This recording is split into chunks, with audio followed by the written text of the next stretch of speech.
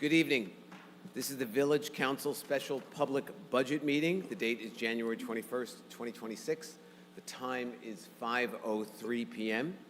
Adequate notice of this meeting has been provided by a posting on the bulletin board in Village Hall, by mail to the Ridgewood News, the Record, and by submission to all persons entitled the same as provided by law of a schedule, including the date and time of this meeting. Roll call. Councilmember Mortimer. Here. Deputy Mayor Perrin. Here. Councilmember Whites. Here. Councilmember Winograd. Here. Mayor Vagianos. Here, will you all please join us in a salute to our flag?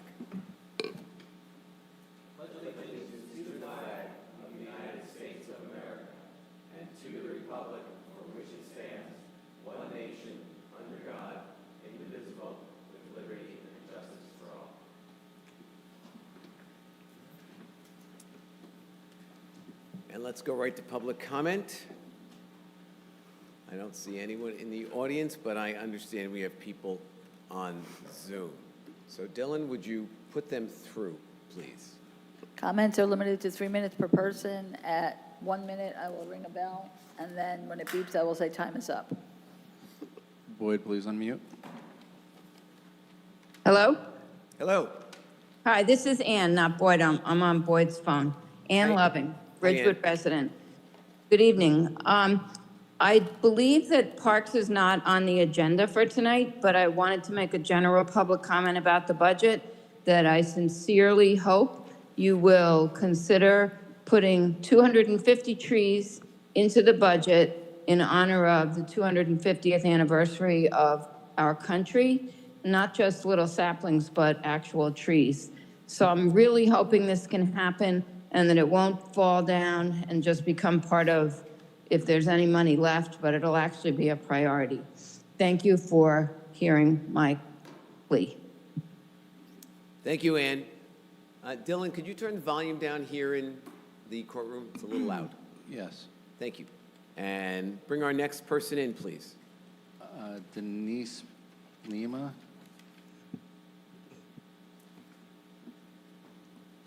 Denise? Hi. Hi.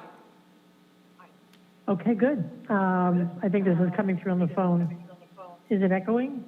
It is echoing. Excellent. You have your computer turned up the volume.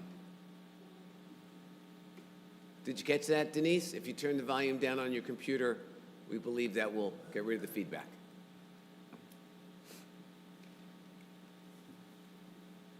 Now we lost you.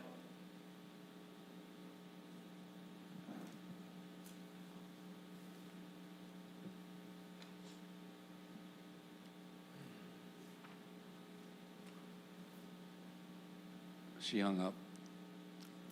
Bring us the next one, and perhaps she'll call back. That's all we have. That was it. Well, let's give Denise a moment. Let's give Denise a moment, see if she can call back.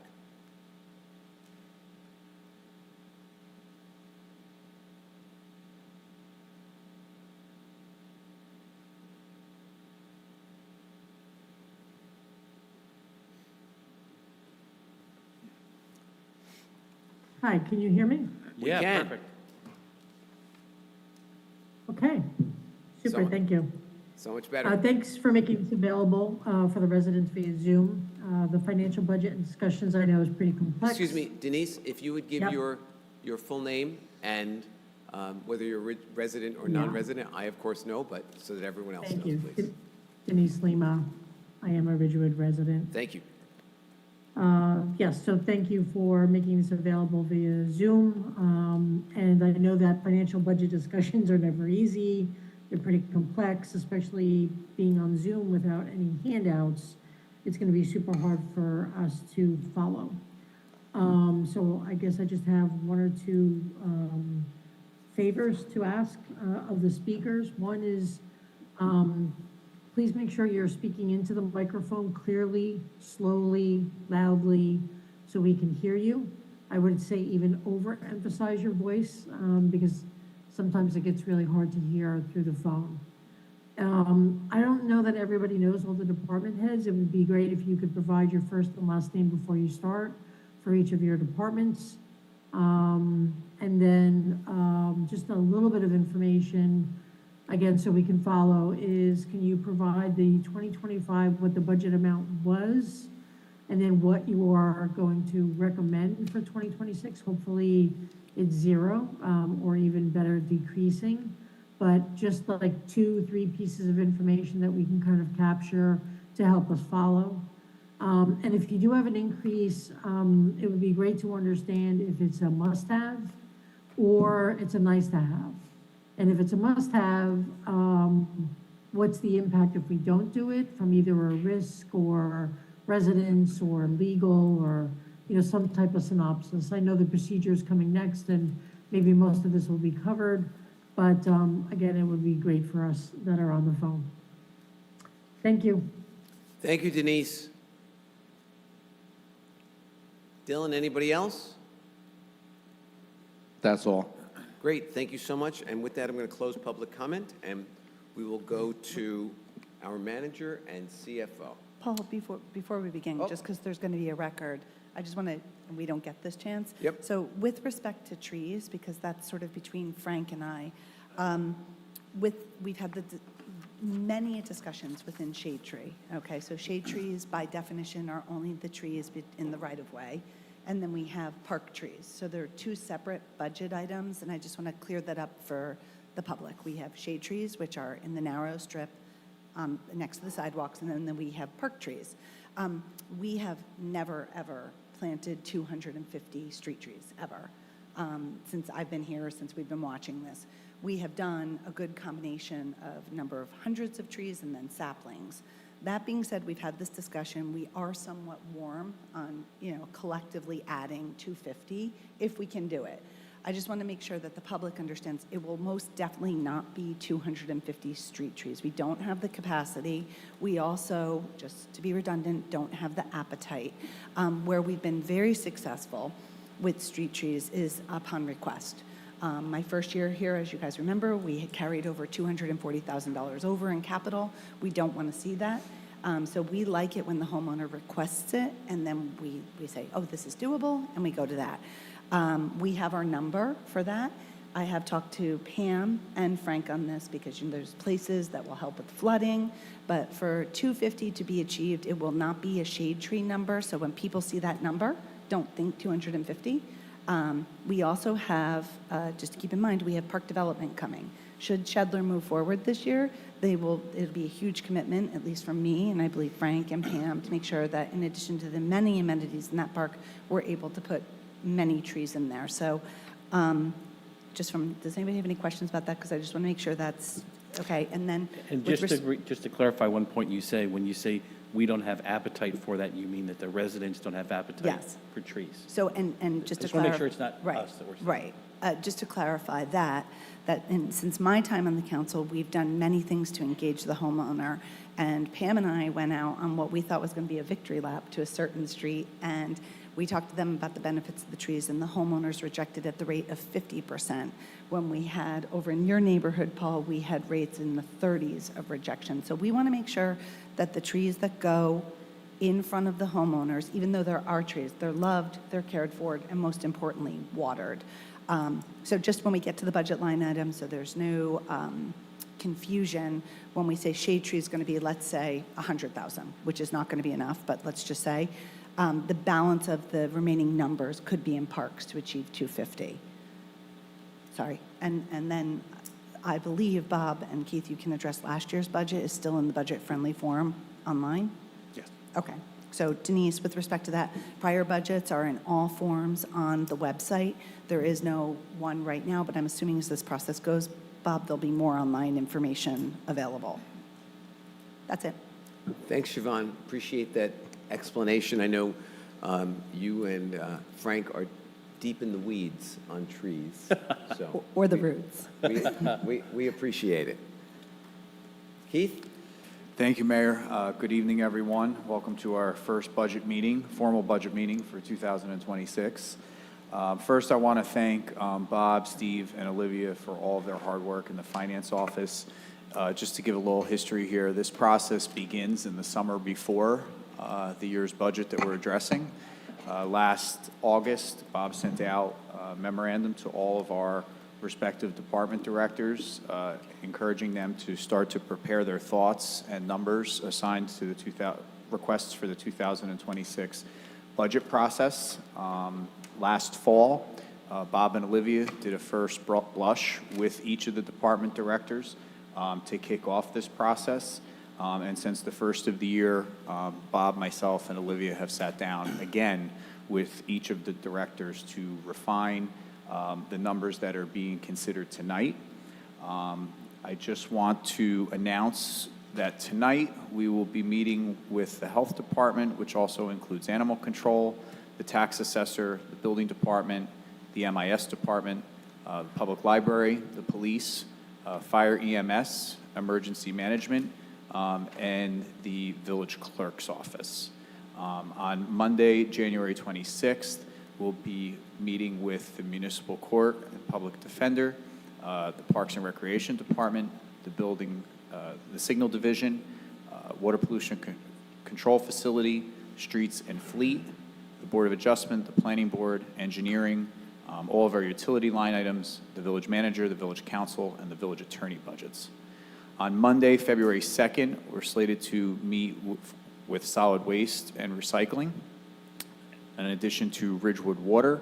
And at that point, we'll be reviewing our initial capital recommendations, debt service, talking to the Finance Department, going over parking, revenues and current funds, staff levels, surplus and trust funds. And then our final meeting for the budget will be on Monday, February 9th, which will include the final capital budget proposal and discussion of the overall tax rate after all of the adjustments are made to the budget. It is our intention to introduce this budget at the next public meeting, which is February the 11th, and adopt the budget on Wednesday, March 11th. All of those dates are subject to change depending on the state signing off on our budget proposal and any changes that we need to make internally, but that is the tentative budget schedule as it stands today. We also have a snow day built into the calendar for Friday night, February 6th. Hopefully we're not going to need to be here on a Friday night and we won't need to use the snow day, but we do have that duly advertised in case it is necessary. And thank you, Heather, for having the foresight to put that on the calendar. With that, I wanted to just go over a couple of things before we ask Dawn to come up. Actually, Dawn, if you want to come up and grab a seat while I go through the tutorial very quickly. So in your budget binders, and some folks I think are using the laptop version of this, but if you go to the public health section, which is the first budget that we're going to discuss tonight, you'll see that the third column in is the 2026 budget request. This is the summary sheet. The first part, the upper part of the page is a summary of salaries and wages. The area below that where it says other expenses, that's our operating budget numbers for the respective departments. As you go to the right, you'll find on the far side of the page the actual number that was expended in those line items in 2025, with the caveat that not all of the bills for 2025 are paid yet. So Olivia can flag if you do have questions about balances on that side of the spreadsheet. She can answer whether or not all bills have been processed relative to the 2025 budget. The column one in from the right-hand side, it says modified 2025 budget appropriations. If there were transfers that were done by the council in the last quarter of 2025 or in January, you'll see that number is reflective of the change and adjustment that we made at the end of the year to satisfy those line items that were affected by transfers. The third column from the right, where it says 2025 budget appropriation, that is the number that was appropriated in last year's budget for that particular line item. And then there's also a comparison for the prior year of 2024, which is the fourth column in from the right-hand side. The percentages that are between those numbers indicate the change in appropriation and the actual change, 2 columns there. And as you get down to the bottom, you will see the grand total of the salaries and wages line items and the other expenses line items, which are the grand total for department. Something new this year, down in the bottom left-hand corner, there's a yellow highlight, at least on the live sheet, that says 2% increase over the 2025 O&E. That is what a 2% increase would amount to. Okay, that's not actually reflective of what's in the budget above that. It is what the number would be if there were a 2% increase in dollar amounts. The second line down, which says actual, is the increase over last year that's actually being proposed. And the 2026 over-under is the number that is the delta between the 2% increase as calculated over last year's budget versus the actual request that is being made tonight. So I know last year that bottom left-hand corner was a little hard to understand for people. We tried to make it as simplified as we possibly can so that you know exactly what each of those numbers in summary reflect. And Keith, can I just ask, just using this as an example, because I was not following, and thank you for adding that 2% increase box. But here we're saying 2% increase would be about $15,000, and it says we actually are about 2% over at about $15,000, give or take a couple of bucks.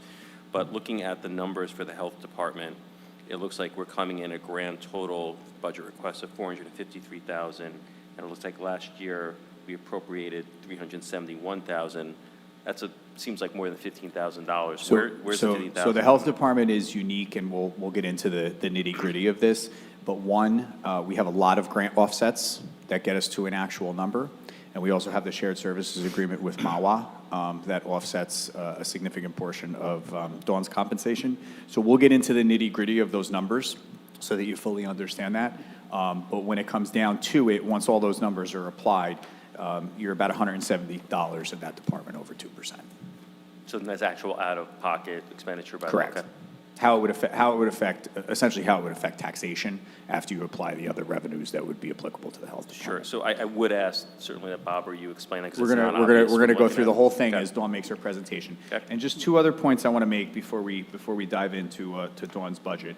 The capital budget that you will that was provided to you in your binder.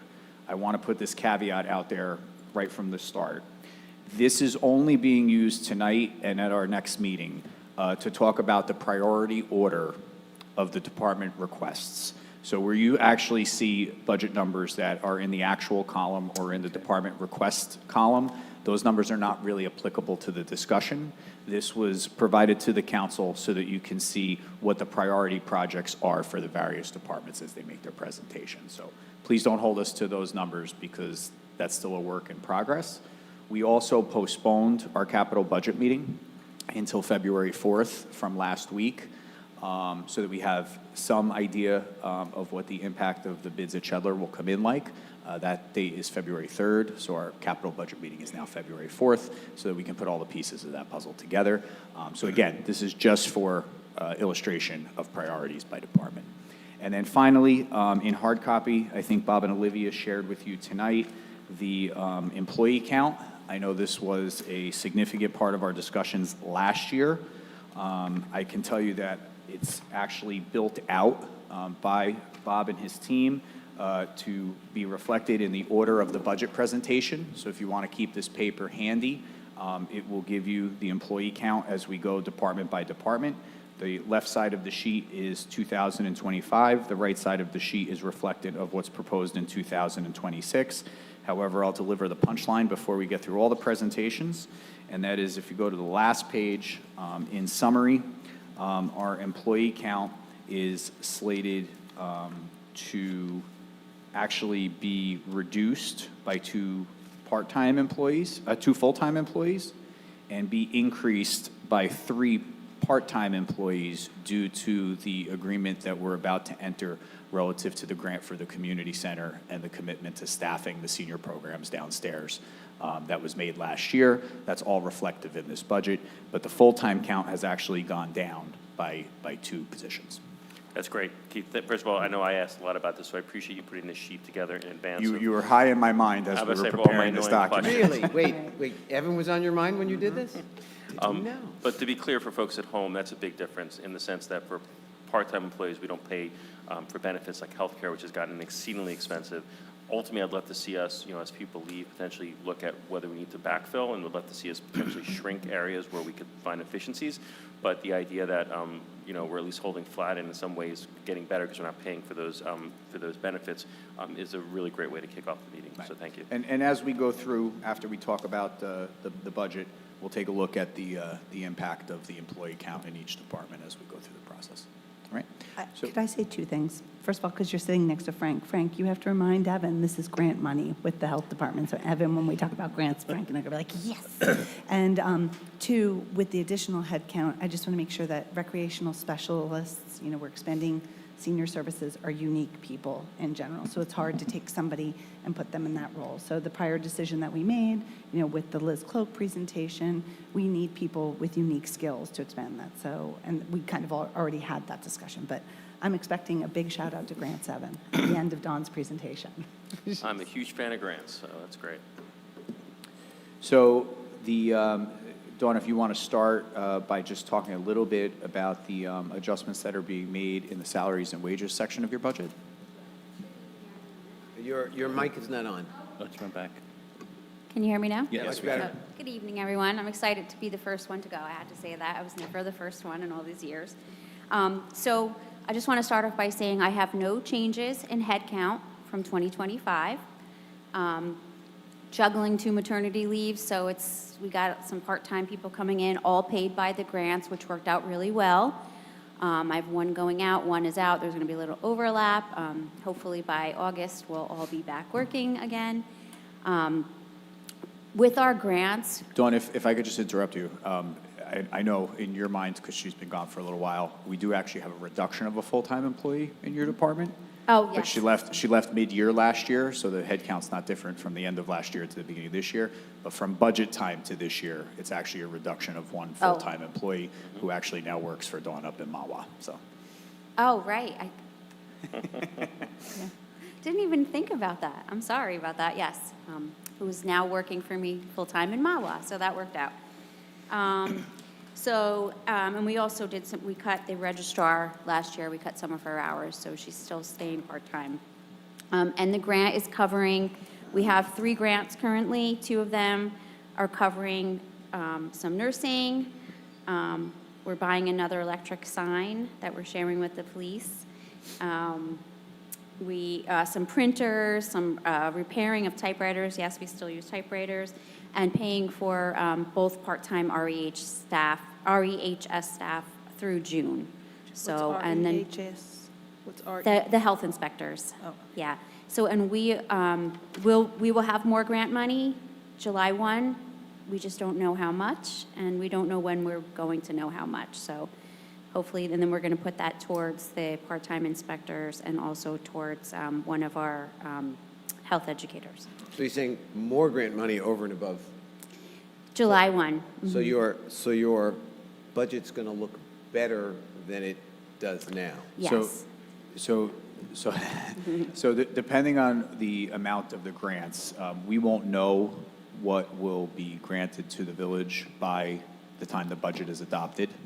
So we can't forecast that in the spending plan. However, any notification that we get of grants that will be implemented on 7/1 will be entered into the budget later as a Chapter 159 resolution that the council will need to approve. So it won't be factored into this because we don't know the numbers, but it will be applied to the budget later in the year.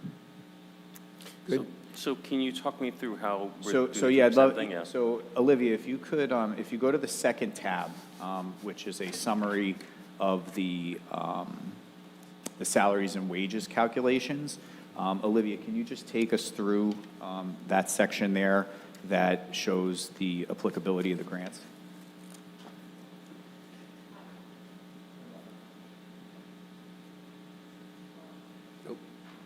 Hello? Yeah, there you go. Hi.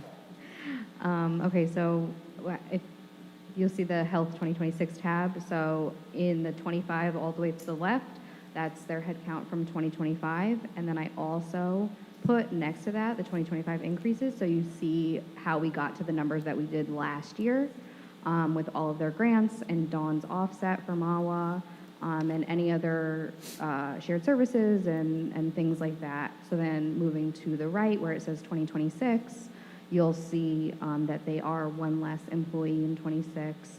And then if you move down a little bit, it's their total, plus, less the grant, less the offset for Dawn's revenue from MAWA. And then they have a maternity leave that she is not going to be paid for some of it. So that's a reduction in one of her employees' salaries as well. So the grant money is essentially offsetting what we're paying for salary, which is how we're coming in at budget, or at 2%. Yes, and then we're only budgeting for half of the year at this point for the one full-time employee because we don't know what's going to happen with the second half of the year with the grant yet. And so right now, these numbers are based upon grant money that's already been given to us. We know they're good. That's not a question mark. Yes, And it could only go down if we get more grant money. essentially. I have a question. Sure. The shared services from MAWA, I see a figure of $68,000. Is that revenue or is that an appropriation? So the contract is for $68,000, and it offsets my, half of my salary. It says Half of it's is revenue. Half of it's revenue, half of it offsets my salary. But it's all for the village, Right, but the $68,000 is revenue from MAWA. from MAWA. That's what I just wanted to be clear. Yes. Good? Okay, if there are no more questions under health, if we could just move to animal control. Well, yeah, animal. That also falls under Dawn's purview here. So as far as animal control, basically stays the same. Our contract with Tyco goes up every year. We're still, actually, she showed me, she was here today, she showed me the statistics, and we are charged the lowest in the other Bergen County towns. So that's a good thing. And the only other increase I really had was with the Geese Peace program, which last year it was offset by the grant. But this year, we didn't have the grant money to take care of it, but we're going to continue that program. So on that issue, we actually had a meeting this afternoon at 3 o'clock with Tyco, the Recreation Department, and with Dawn. We've gotten a significant increase in complaints about geese droppings on our grass athletic fields, at Graydon Pool. So we are working right now with Tyco to try to come up with some strategies. One of the strategies is trying to expand the geese addling program, which Dawn had been doing successfully, very successfully before COVID.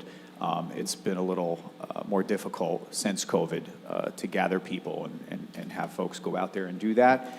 So part of the increase that you see in line item 150 is the initiative to better control the geese population through addling and through working with Tyco to have them here to police our areas.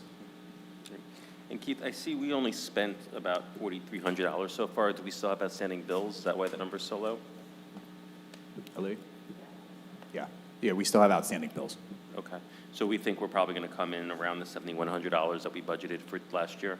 Right, and in addition to that, on the geese piece, we're looking to use a company, correct me if I'm wrong, Dawn, to actually come out and do the geese addling Yes. so that the eggs don't hatch, whereas previously it was done by volunteers in the community. Okay. That was my question, who's going to do it? And is it addling or is it oiling? Addling. The gentleman that we used last year did addling, which is, they shake them. All right, any other questions on this? Yeah, I want to circle back just on the grants that we are not sure we're going to get yet or how much we're going to get. If we look at that 2% increase over 2025, which is basically even, does the money that you're going to get in July go directly to that bottom line to decrease that 2% amount? I'm just trying to I get a think handle on that's a better question for Bob to answer.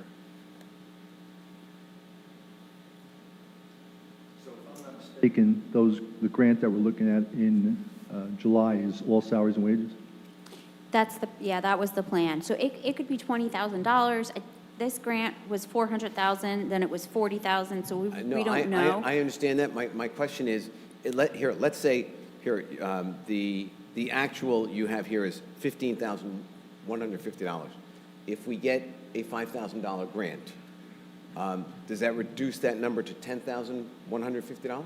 No, sir, because this is just other expenses. So these are salaries and wages. Yep. If the grant was specific to other expenses, then yes, that would change.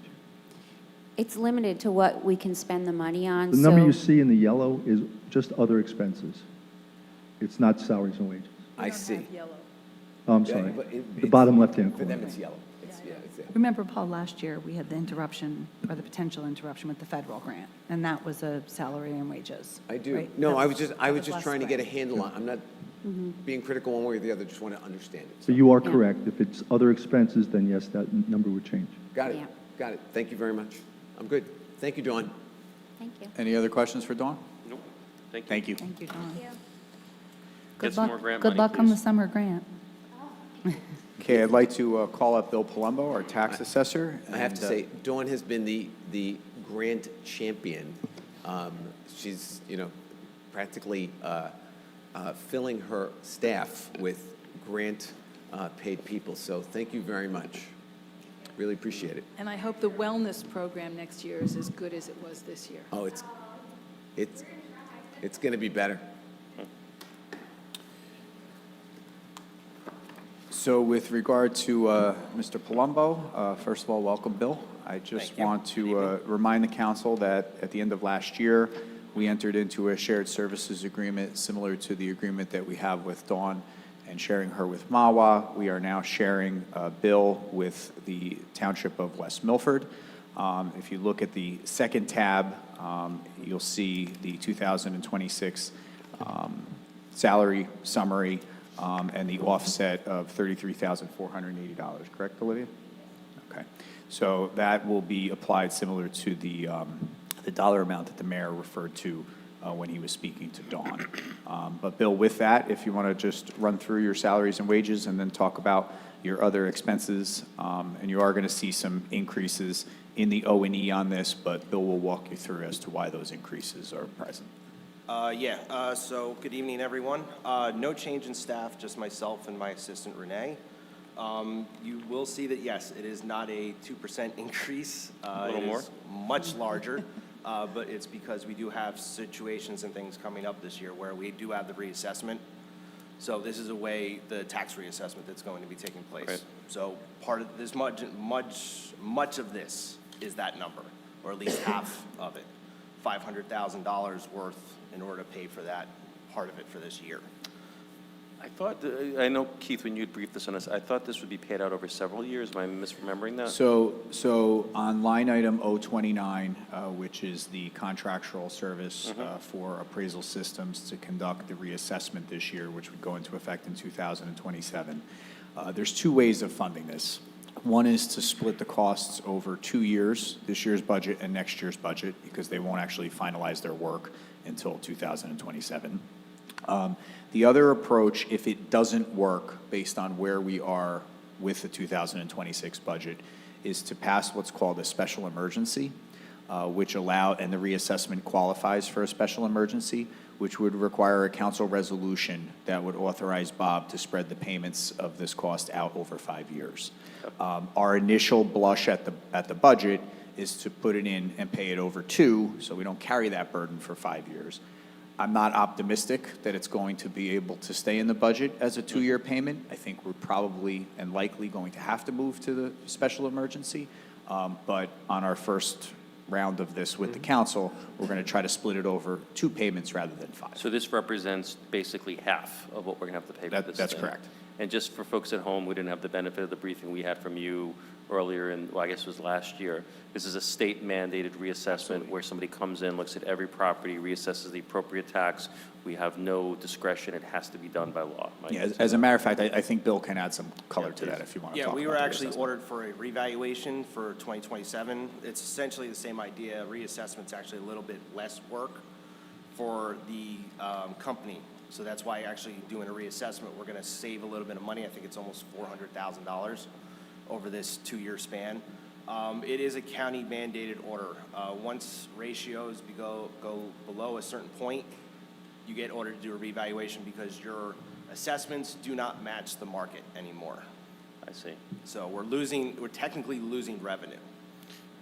And actually, as the council was briefed on in executive session, the cost of doing a full revaluation significantly more than doing the reassessment. We went back to the county tax board and the county tax administrator. Bill did on the village's behalf, and we were approved to do the reassessment, which is still a costly endeavor, but it's a less costly endeavor than is a full reval. Yeah, like I said, I think it's $300,000 to $400,000 difference. So it's rather significant. It's not a small number. And for those of us who pay taxes here in Ridgewood, my understanding is we didn't expect the values per property to change dramatically. Am I correct in saying that? Well, So the general rule of thumb is a third go up, a third go down, and a third stay the same. But Bill, if you want to. Yeah, what's going to happen is the assessments will go up. Your assessment will now become 100% market value. You're going to be, if your assessment's 900,000, your sale price is 900,000. You're going to be equivalent to each other. The tax rate will change because the revenue brought in by the municipality cannot increase by saying, oh, everybody's values went up 50%, let's increase the budget 50%. That's what I was getting at. I want to be clear the that. budget has to stay based off of what is actually required, not because everybody's values went up. So that's what I was getting the assessments will all rise. Yes. But the effect on taxation rate will go down. is traditionally, and again, it's not an exact science, but, you know, looking at these things historically, it's a third, a third, and a third. A third go up, a third go down, and a third stay the same. Okay. I was going to say, yeah, for the most part, everything number-wise is the same except for what you would look at 029, which would be the preliminary, same Contractual page services. where the request for the reassessment is. We do have to still do our tax maps, so that is an increase of $36,424 per year. We're paying off a sum over the next couple of years. We are looking at an increase for our attorney to deal with the outstanding Valley Hospital situation. We did have a number last year, but we had to keep increasing it due to time being spent on the project. And then you also see the appraisal services for defense go up because I know with the reassessment coming up, a lot of people might try to get more of an appeal this year for 2026 in order to try to get themselves ahead of the game, you know, trying to worry about, oh, am I going to go up in 2027? So I would like to have a little bit more money in that account just so that if we do need to hire an appraiser and an expert to handle 2026 before the assessment in 2027. And then I'd also point out to the council, line item 099. So 099 is the reserve for tax appeals. This is a number that Bob champions every year to try to get back into our budget. So far, at least during my tenure here, the $75,000 has not made the cut in the final edit. Kept hitting the cutting room floor. But we are, again, you know, as we present this tonight, you know, it would be very healthy for us to be able to have that reserve for tax appeals in there. Again, whether it makes the final version of the budget is still yet to be determined. But we have, you know, both that 029 line item and that 099 line item both flagged for potential cuts as we get through this process. I just want to say, I think with taxes being like so relevant this year with this, I think the reserve is a good idea. My question is, how much is on hand? Like, you know, you're saying 75 to sit in the reserve. Do we have anything in reserve that would accrue to? Like, go add in? I believe we have 50,000 reserve. Okay. I think it's smart. I like it. Any other questions on the tax assessment Good. budget? Good. Okay, thank you, Bill. Thank you, Bill. Have a good night. You too. Okay, next up is Anthony Merlino from the Building Department.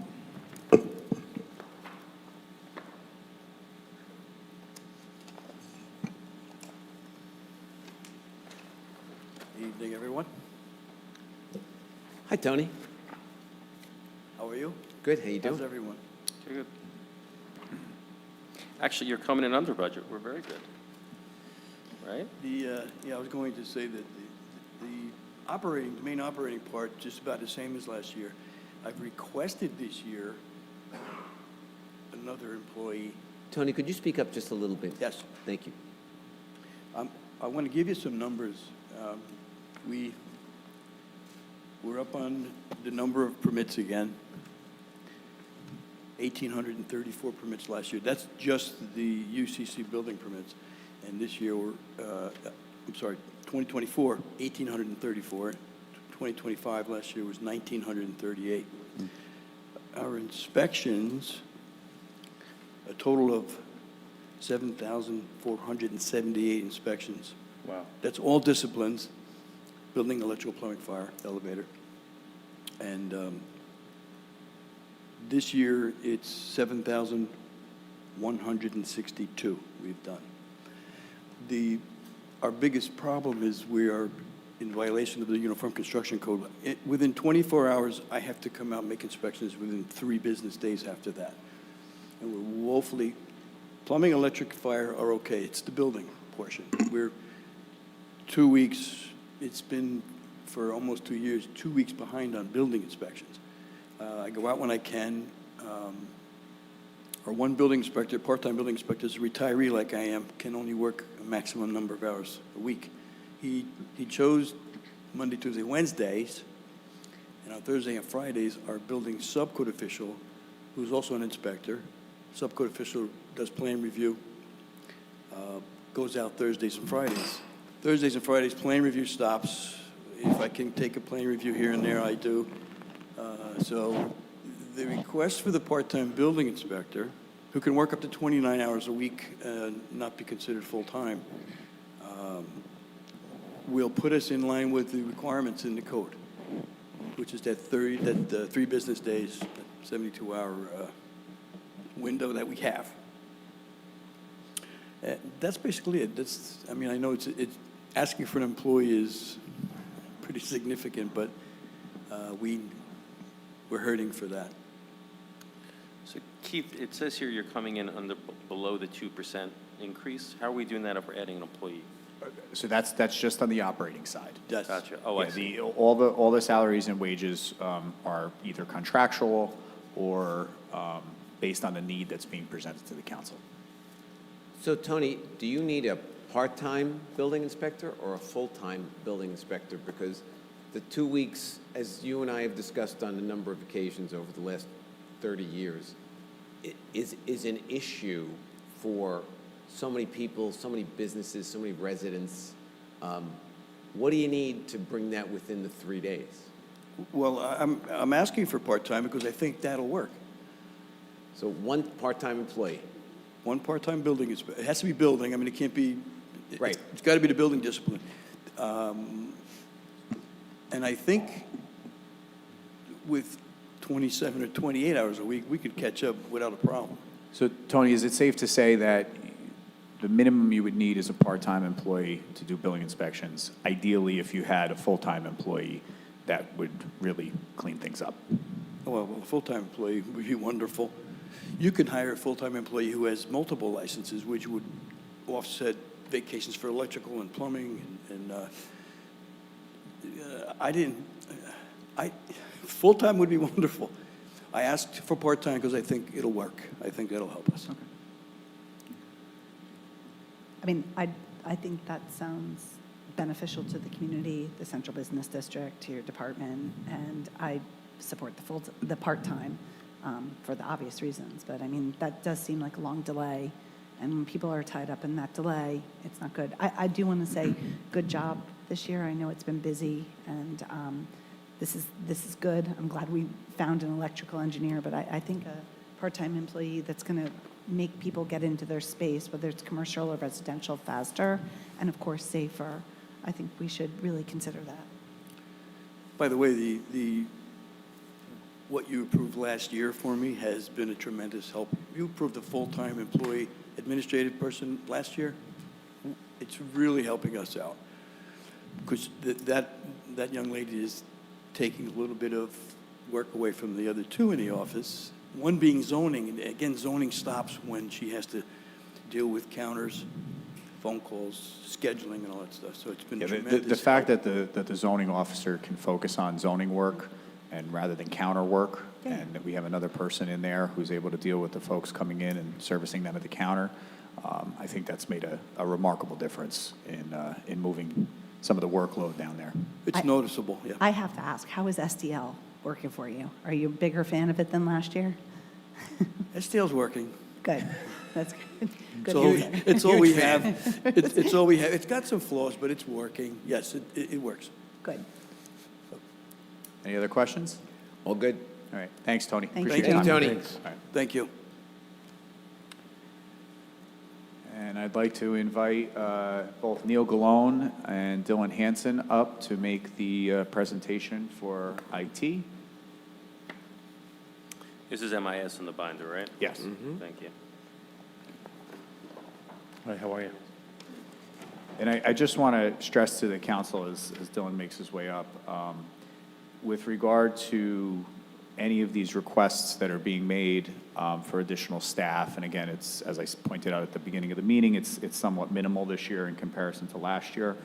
However, all of the department directors and supervisors are aware that these are just requests at this point.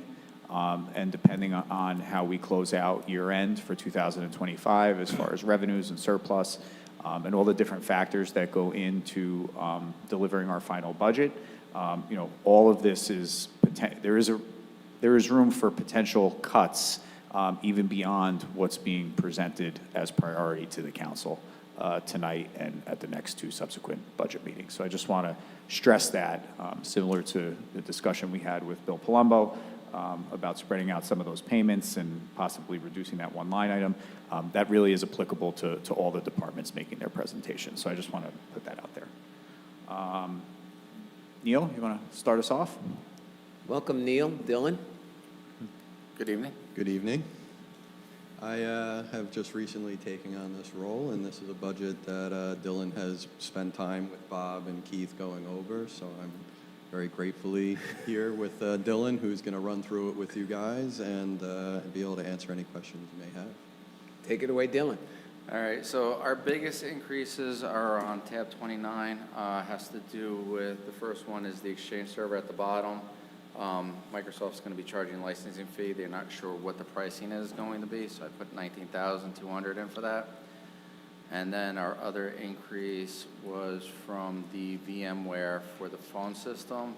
In previous years, it was like $16,000. Last year, it went up to $14,000. The company was bought out by a company called Broadcom, and they changed the licensing structure. So we increased that line item up to 16 right now. It says VMware 2,000 per licensed phone system annual. I'm not seeing it. Where's VMware? It's on tab 29. So I'm 29 looking at 29. Oh, VMware? VMware. Oh, okay. That runs our phone system, like the voicemail, logs, transferring, all the software for it. So it's important software to have. And then our next two that are new, well, not new for this year, it's a renewal every 3 years. It says email archive and email filter. We renew those every 3 years in April. Where are we looking? Because I see. Tab 29. No, oh, here, page number. Email. Page number. I don't have page numbers, I'm sorry. Oh, there it is. Email archive. Barracuda? Is that, we have the summary on top, so that's what I'm trying to, I got it now. Yeah, no, you're on. I think I got it. If you look through, you'll see maybe on the upper right, third line down, it says account number. You see where it says account number? So the last three digits, if we refer to 029, 030, the last three digits are reflective of the tab in your book as it compares to the tab on the Excel spreadsheet. Does that make sense? On the lower right-hand side, Frank, almost like it's a page. Yeah, I got it. I found We it. were good. Yeah. Just so for, as we refer to these line item numbers, it's easily accessible for you in your And budget if we books. were all paperless, this is for you, Olivia, we'd be able to just drill down on the Excel spreadsheet. Just saying. So Dylan, you want to jump a little heavier into line 29? All right, so down on email archive and email filter, it's $6,000 each, increasing the budget by $12,000, but it's every 3 years it renews. Past that, everything else pretty much remains flat. And these are all annual subscriptions? Yeah, so as we get into more cloud services and more software packages, we're at the mercy of the renewal price. What can we cut? Like, what here is not 100% needed? Because this is like almost $250,000 on like subscription fees. But this covers the entire village. It's not just the IT department, it's the phone system for police, fire, OEM, all village departments. But is there anything here that if we had to cut, we could? I mean, there's really nothing. This is all software that we've been using for years. And to go back to the VM, you said that that's every 3 years we have to. No, VM is every year. But that was a big jump. It was. The company that bought it out changed the licensing structure. I'm looking at an alternative package for it, and I'm trying to get a price from our vendor for the phone system to see if it could be migrated over to a different VM software package. So I only had a very granular question. I noticed that we're paying for subscriptions. Do we have to do that, like some to the press? And then my next question is sort of, my kids have said that academic institution and government agencies are afforded free subscriptions. Have you ever heard about this? So we're paying for local subscriptions. I'm wondering, do we have to do that? And on Which subscriptions? Bergen Record, I don't know if Heather needs that.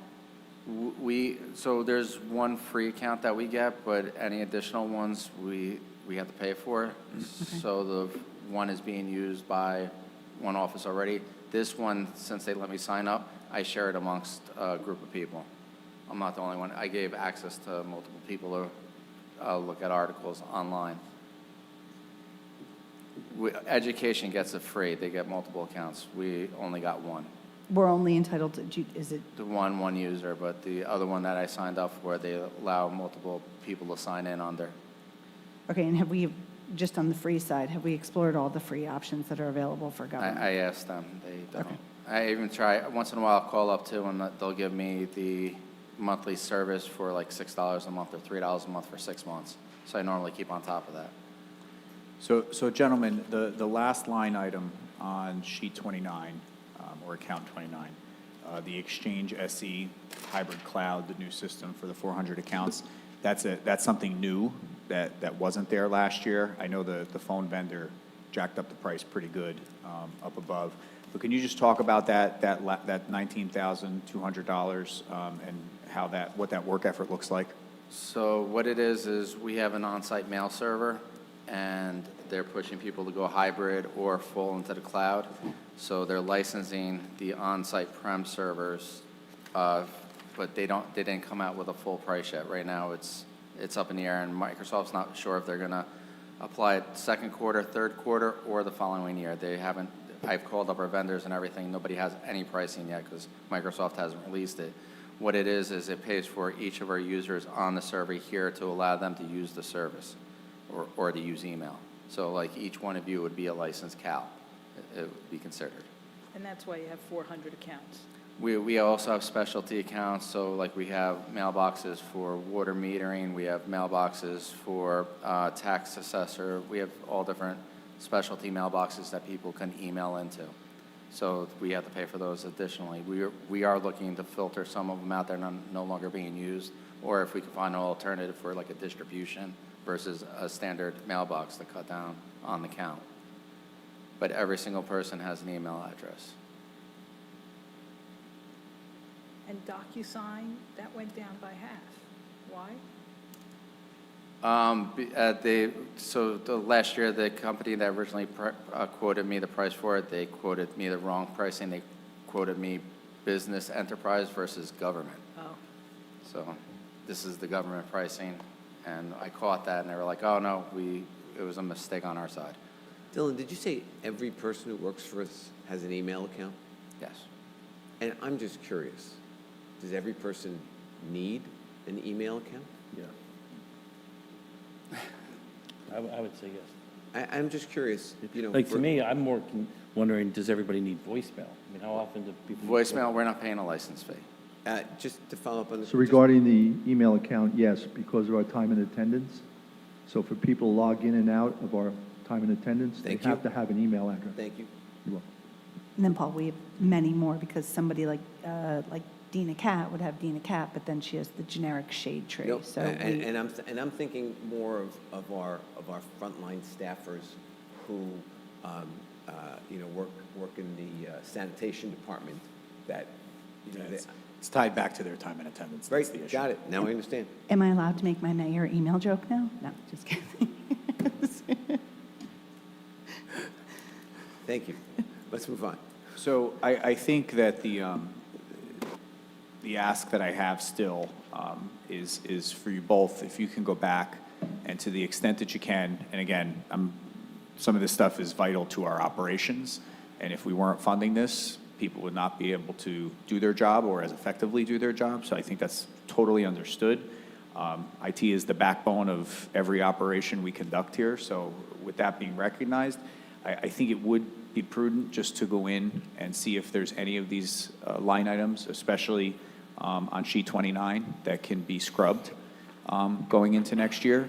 And, you know, if in the next few days, any feedback that you might have in that space can be sent back to myself, Bob, and Olivia, so that we can make adjustments. But I think we should just go over this page with a fine-tooth comb one more time. Yeah, agreed. I mean, this is like $50,000 more without any additional services being added. I know there are things that we have to pay for, but even outside of 29, I mean, I think this does really deserve a really strong look. The one thing I will say is, you know, signing some of these vouchers during the course of the year, Dylan and I have had this discussion, you know, some of these vendors have us, let's just put it that way, in how they, you know, escalate their prices because we're essentially married to their systems. And if we're not paying for these subscriptions and these licenses, you know, we're not able to function. So, but I do think, you know, to the councilman's point, it is necessary to go over this one with a fine-tooth comb again. And I just want to say, I agree with all that, but on a very nice note, I do want to thank the IT department for allowing this council to explore things like hybrid access. I want to thank for me, because I run so many platforms that are hybrid within my, very grateful. I know it's not easy. And I want to just say it's never sounded better in here. So for all the things that we have really been, this needs to get done, it's super important, I think, for all five of us. It allows us to interface with our community, and we are very grateful for that. And I don't think we say thank you enough. And I hope everybody heard me clearly. And just thank you for everything this year. And we did hear you clearly because the IT department fixed the sound system in here. So thank you for that, because that was always a bone of contention with those in attendance. Really, good job on that one, Dylan. I'm glad to hear it. So if we can quickly just move to capital. And MIS is on page 204 of the capital master sheet that was provided to you. So Dylan, I think the request that you and Neil have this year is for computer replacement on the capital side. You want to talk a little bit about that? So we try to replace computers between every 5 to 6 years. This way we have working computers and we try to cycle through the rest of them. So this is to replace a bunch of computers within multiple departments, including police, fleet, village hall departments. Some of the computers cost around $6,000 for like an engineering computer, where smaller computers cost around $3,000 a piece. I rough estimated, because I don't know what the cost of the computers are going to be right now, so this might be maybe 2 or 3% adjustable, but this is my rough estimate with the current pricing of the computers that we look at right now. But then, like, so last year, you had 65,000 there. No, last year I didn't ask for anything. We actually went through all our old capital, and we cleaned out previous year capital. So I didn't really get capital last year. So last year at the budget hearing, I think there was a capital request similar to this. Once we did an audit of the open capital, which if you remember last summer, we did a lot of cancellations to capital. Dylan utilized some of those funds to sustain himself in 2025, but this would be for 2026. So again, we're still discussing what the final number would be here, but I think there's definitely an acknowledgement that we need to maintain the replacement of computers on a reasonable schedule. Otherwise, we're going to be spending a lot more at one time down the road. So this is about $260,000, rough math? Am I reading that right?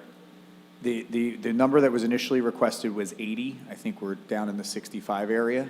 Oh, I see, to cover all of, well, I mean, because there's the servers, laptops. the So, reg- so that, if you look at the priority order, Right. the only priority for this year would be number Oh, I one. see, it was just with all the computer departments. replacement. Yeah, so Okay. that's where we get that computer replacement line item. So it's only 65,000 in capital. No, 80. I'm sorry, 80. 80 was the request. Dylan, can you, with the servers, so we are all our servers are local? For the most part, yes. Is that legal reasons why? Like, I'm just curious, like, you know, like there's different, If we went to the cloud per se, we'd be paying a subscription fee, which would increase the operating drastically for the amount of users we have. And we'd also have to increase our bandwidth. We'd have to increase a lot of things to make that function correctly. so it's actually cheaper to own our own machines? In the long run, yes. Okay. Thank you. I was just curious because you don't hear many local servers anymore, so. No, there's quite a few that use the local services. Any other questions? Anything else? Well, Thank good. you. Thank you, gentlemen. Thank you both. Thanks. And again, if we could look at that line 29, get that back to Bob by Monday, that would be most helpful. All right, thank you. Okay, next up is the public library. I'd like to ask Lori and Alex to come up. And I just want to remind the council, especially for Frank, this is a courtesy budget presentation. The library is statutorily funded. They receive a third of a mil based on the assessments of the municipality. And the budget itself is at the discretion of the Library Board of Trustees. But Lori's been working closely with us on all things budget over at the library. We've had some good discussions, and she's got some good things to share with you tonight. But this is at the minimum required by law. Correct. There's no additional amount. It is what is statutorily required to fund the library. Welcome, you guys. Yeah. So I don't know if you need a reminder of how the third of a mil is calculated, but it's based, it's 33 cents per $1,000 of equalized property value. So it's not based on assessed value, but on home prices, which, as you heard when the assessor was here, there has been some discrepancy between assessed And forgive me, Denise mentioned something that we've forgotten to do. If you could identify yourselves. You know what, I forgot just- to. So- Yep, I completely forgot I'm that. Lori Steinbacher, I'm the library director. This is Alex Wasenda. He is our business manager, and that is Gail Campbell, our Board of Trustee president. And you just made it very difficult for me because Alex told me to write at the top of my presentation to introduce people, and I said, I won't forget. So I forgot. Anyway, thank you for having us here tonight. As you know, over the last several years, the library's appropriation has increased our minimum appropriation. And in 2026, the trend continued, and our budget is approximately 15% higher than last year's. So we recognize that this is a fluctuating number, so we understand that there are good years and there will be years that are leaner. So And we Lori, try to... Lori, could you speak into the mic a little more? Sure. Thank Is you that so better? much. Yeah. So we tried to approach the budget from a sustainability standpoint and not adding anything to line items that would require us to fund things going forward. The increased minimum appropriation for the library directly benefits Ridgewood residents. It allows us to expand their access to books and digital materials and gives us the flexibility to address capital and facility needs when we have residual funds available. We're also fortunate to supplement our municipal funding through our newly merged Friends Foundation, and they support all of our cultural and educational programming, selected databases, museum passes, some technology, and building improvements over and above our capital expenses. And this allows, that eases a little bit of the pressure on the municipal budget, particularly in lean years.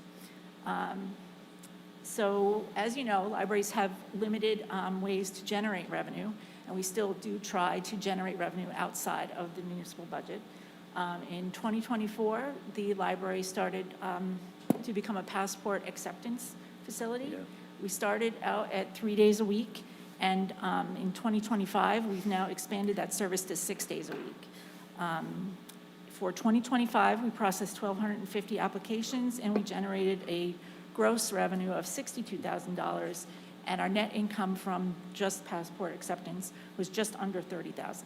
So in 2026, we are budgeting a 15% increase in that line item based on demand. So we're happy because the revenue is meaningful, but we also are happy that we can offer a highly requested service at our customer service level. So the Pease Library Building, are you all familiar with the building? Is also an income generator for the library. And we do have 2 long-term tenants, Northwest Bergen Central Dispatch and Bowler Engineering. In 2026, we project the net income of those leases to bring in about $64,026. It is slightly lower last year because we do have plans for some sewer mitigation and facade work that has to happen. So we'll bring in a little bit less income from the Pease leases. As far as expenses are concerned, our staffing remains lean. We do run a 7-day-a-week building and at optimal service levels, so there's security issues, so we do have to have a certain number of people in the building. And we had to incorporate a 2.5% union negotiated salary increase, and as we all know, health insurance costs have gone up about 35%. On the technology line, we did accomplish a lot in 2025. We upgraded our wireless network. We connected to the Bergen County fiber network, which will save us money. And we began our phased approach in replacing our computers, which we've absorbed that capital expense into the operating budget. So we'll be able to upgrade without making any additional capital requests. And whenever we have a surplus, we put it into buildings and grounds because that is an area that we continue to focus on. Just this past year, we did replace the HVAC system downstairs, and in 2026, we have some slate roof remediation that has to get done, elevator work, we're upgrading automatic doors, and we continue to pursue the generator hookup, in case anybody was going to ask about that. And That generator. We are poised to start renovating the public bathrooms in the next 2 weeks. So that is some great news, and people will love that. And that is from our capital request from previous years. And we also expect to begin renovating the auditorium, our most used program room, with private funds from the Friends Foundation. And just on and off note here for buildings and grounds, if you walked over to the library today, right now, we are packed to the rafters with kids studying for midterms. Yay. So, good stuff.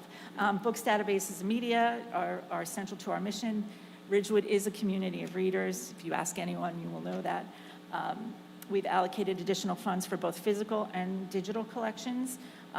One little tidbit, in 2025, we circulated more than 96,000 digital items, which represents 24% of the total circulation, which used to be single digits.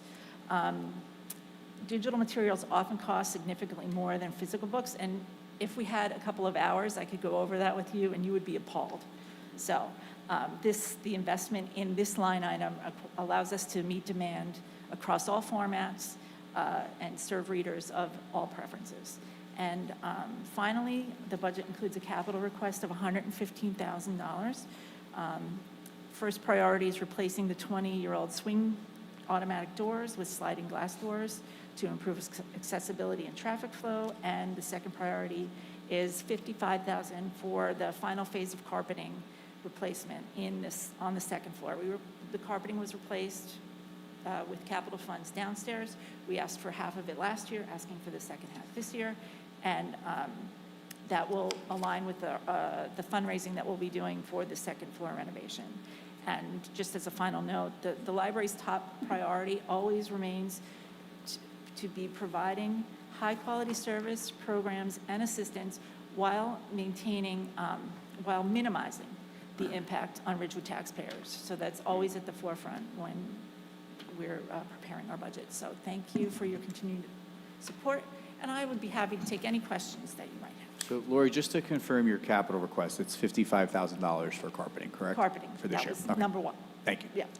So I don't have any questions, but just two quick comments. The first is I have the privilege of being liaison to the library, and I will leave it to others to go on about the wonderful things that you all do, but I just want to note how struck I am with how well the finances are run by the library. The reports we get every month are exceptional, and it's very clear that you're meeting your goal there, not only providing a tremendous service, but doing so while keeping the taxpayer in mind. So as a resident, thank you for that. But folks don't know how much work goes behind the scenes, and I get to see every month how well it's done. So thank you for that. And then the second is people probably don't appreciate how much funding you get from all the volunteer work through the Friends Foundation, and that the budget that we're talking about tonight doesn't represent really your real operating budget, that there's a tremendous benefit to the taxpayers in that much of what you do, especially with some of those big improvements, is completely funded through private donation dollars. Again, something to be super proud of. And really one of the things I think makes the library so great is that you get so much money from other sources that don't go into everybody's property taxes. So as a citizen, as a councilman, and as the liaison, I just want to thank all three of you as well as the entire board. Thank you. Lori, I have a question. So you mentioned that your healthcare costs have gone up by 35%, and I know this year was a big jump, and I know that the village changed healthcare plans that virtually everybody signed up for. Keith, do you have an idea of what our increase was on the new program that we're on? So had we done nothing with structural change to the state health benefits plan here in Ridgewood, our projected increase going into this year's budget was going to be $3 million. With encouraging employees to move to the high deductible plan and implementing the difference card, we project somewhere in the neighborhood, to be confirmed, around $900,000 increase over last year. We had 178 of 233. 33. So about 60% of our employees moved over to the high deductible plan. Unfortunately, that was not the case at the library, not from lack of effort, but employees are very accustomed to their current employee health care plan. And I think I'm hopeful that as folks at the library and other employees in the village who chose not to move see what their friends and colleagues here in the village experience on the high deductible plan, which is not a plan change. It's just a use of the difference card and us paying all the out-of-pocket expenses for the employees, that maybe there'll be some change of hearts during the next open enrollment. So with the new plan, you don't anticipate our employees having this cost them any more money over the old plan? No, actually, it's going to save the employees money because we're covering all of the out-of-pocket expenses, and their contributions under Chapter 78, which is their what they see reduced from their paycheck to offset their health care contributions. The premium for the high deductible plan is half the cost of the Direct 10 plan. Right. So they're putting, our highest earners in the village are actually putting $11,664 back into their paycheck in 2026 if they've moved to the high deductible plan and are taking advantage of the difference. So it's actually saving the employees money and saving the village money. Correct.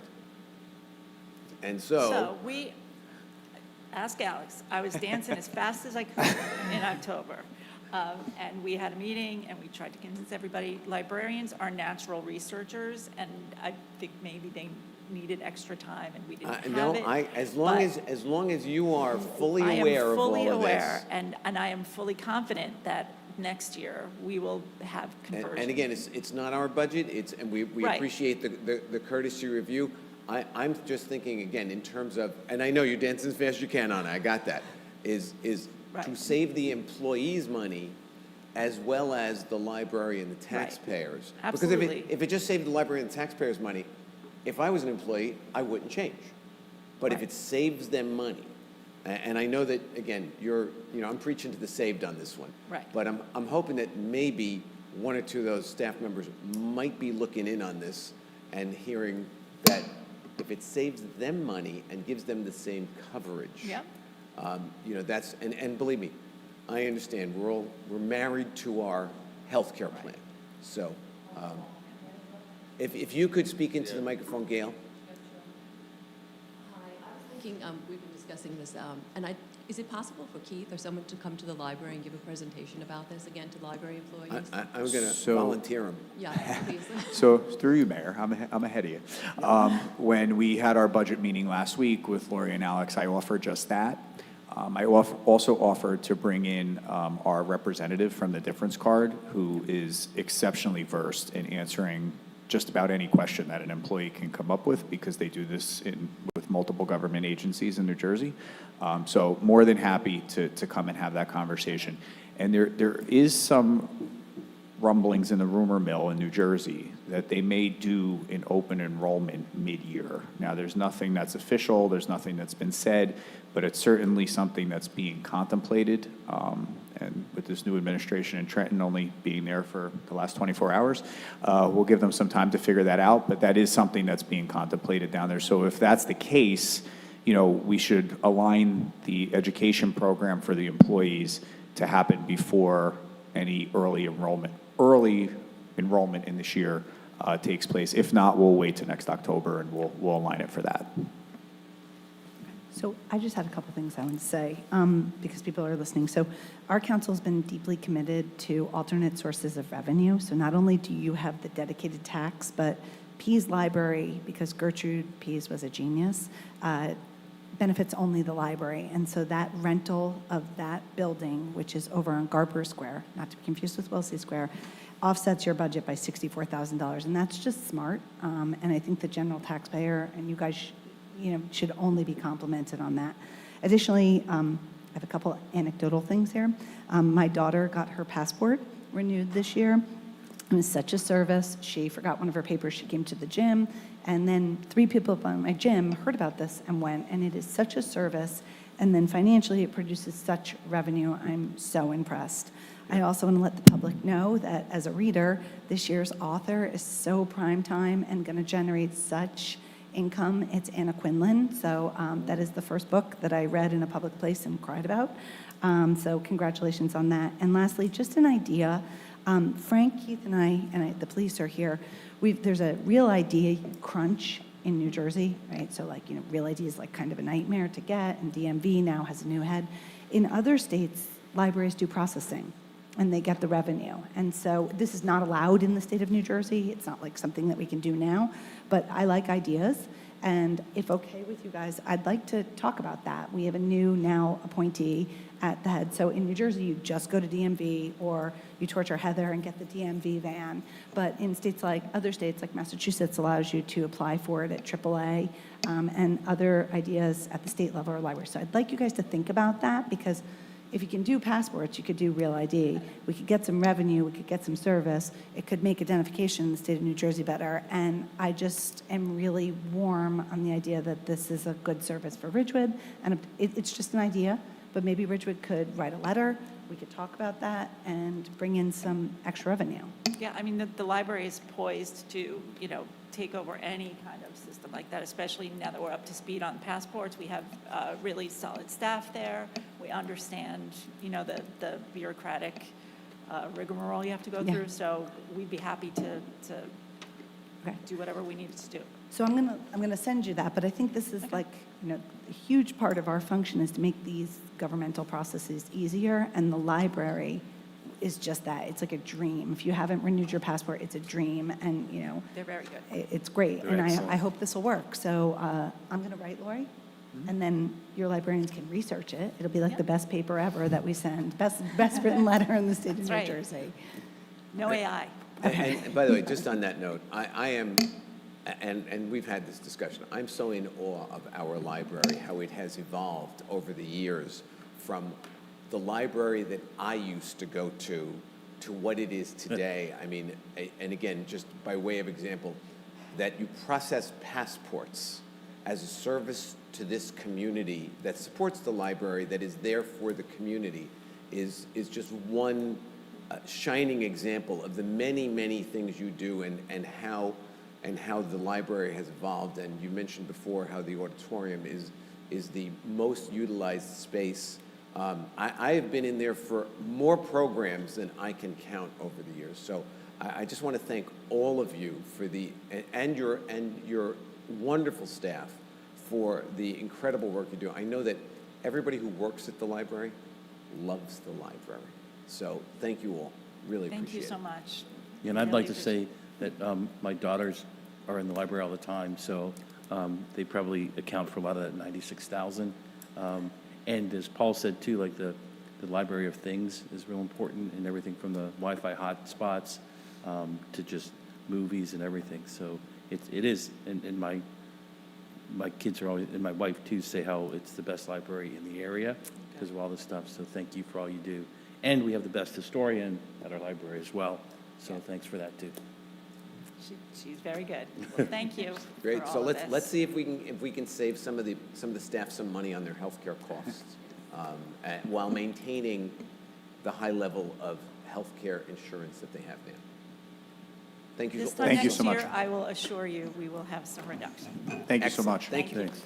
So Mayor, my suggestion is we have the police department up next. I think we should take them and then maybe call for a break before we finish with the fire department and with the village clerk's office. If you insist. Okay. Chief, Captain? So as the chief and the captain make their way forward, I just want to, again, call the council's attention to the salaries and wages line item. Obviously, the cost of police and the cost of the fire department are two of the bigger line items in our municipal budget when it comes to compensation packages. I will take a moment of personal privilege here that very pleased that we were able to sign the new PBA contract. We're actually physically signing it on Wednesday, but we were able to agree to the terms and conditions before the end of last year. This year's cost of living increase for the members of PBA Local 20 is a 1.5% increase. And a lot of that had to do with the negotiations and the willingness to work with us on the difference card and the changes to the health benefits that we just discussed with the library. And obviously, there's steps also built into the salary and wages adjustments that you see before you. The operating expenses, again, summarized in the bottom, are not too significantly beyond where they were last year, but I'll let the chief speak to the specifics on his budget. Good evening. How's everybody? Welcome. Thank you. I just wanted to go over really quickly. We kind of went over our kind of accomplishments throughout the year. I think we've all seen them. We are very busy. We're only getting busier, as I've said, year over year. We responded for 25,780 calls for service, which is not insignificant. Our main goals for 2026 is the finalization of our statewide accreditation. This has been a massive undertaking. We had to redo all of our evidence, all of our policies, and our rules and regulations. While that might sound just like logistical paperwork and stuff like that, it is basically the heart and soul of the department. Every single policy, every single procedure, and the evidence is literally from some of the stuff we have is 75 plus years old because the retention schedules mandate us to keep it that far. So we've done a complete overhaul of all those things. We are completely done with all of that. Now it's just a matter of what they call obtaining proofs. So we're just proving how we operate, and I'm estimating March to April, we'll be able to have an on-site inspection for the accreditors to come in and actually do the accreditation. That's when we can schedule it. When they actually get in will be another story, but I'm going to say before the middle of the year, that should be done. But that was kind of a massive undertaking. That's why it takes a little bit more kind of explanation. The other thing we've done is we added some more people to the traffic safety division. As we Yes. know, our traffic in Ridgewood is one of our paramount concerns. So we've added some more people there to actually go out and do the enforcement. We have a fantastic sergeant in there right now. We have lieutenants who have extra knowledge.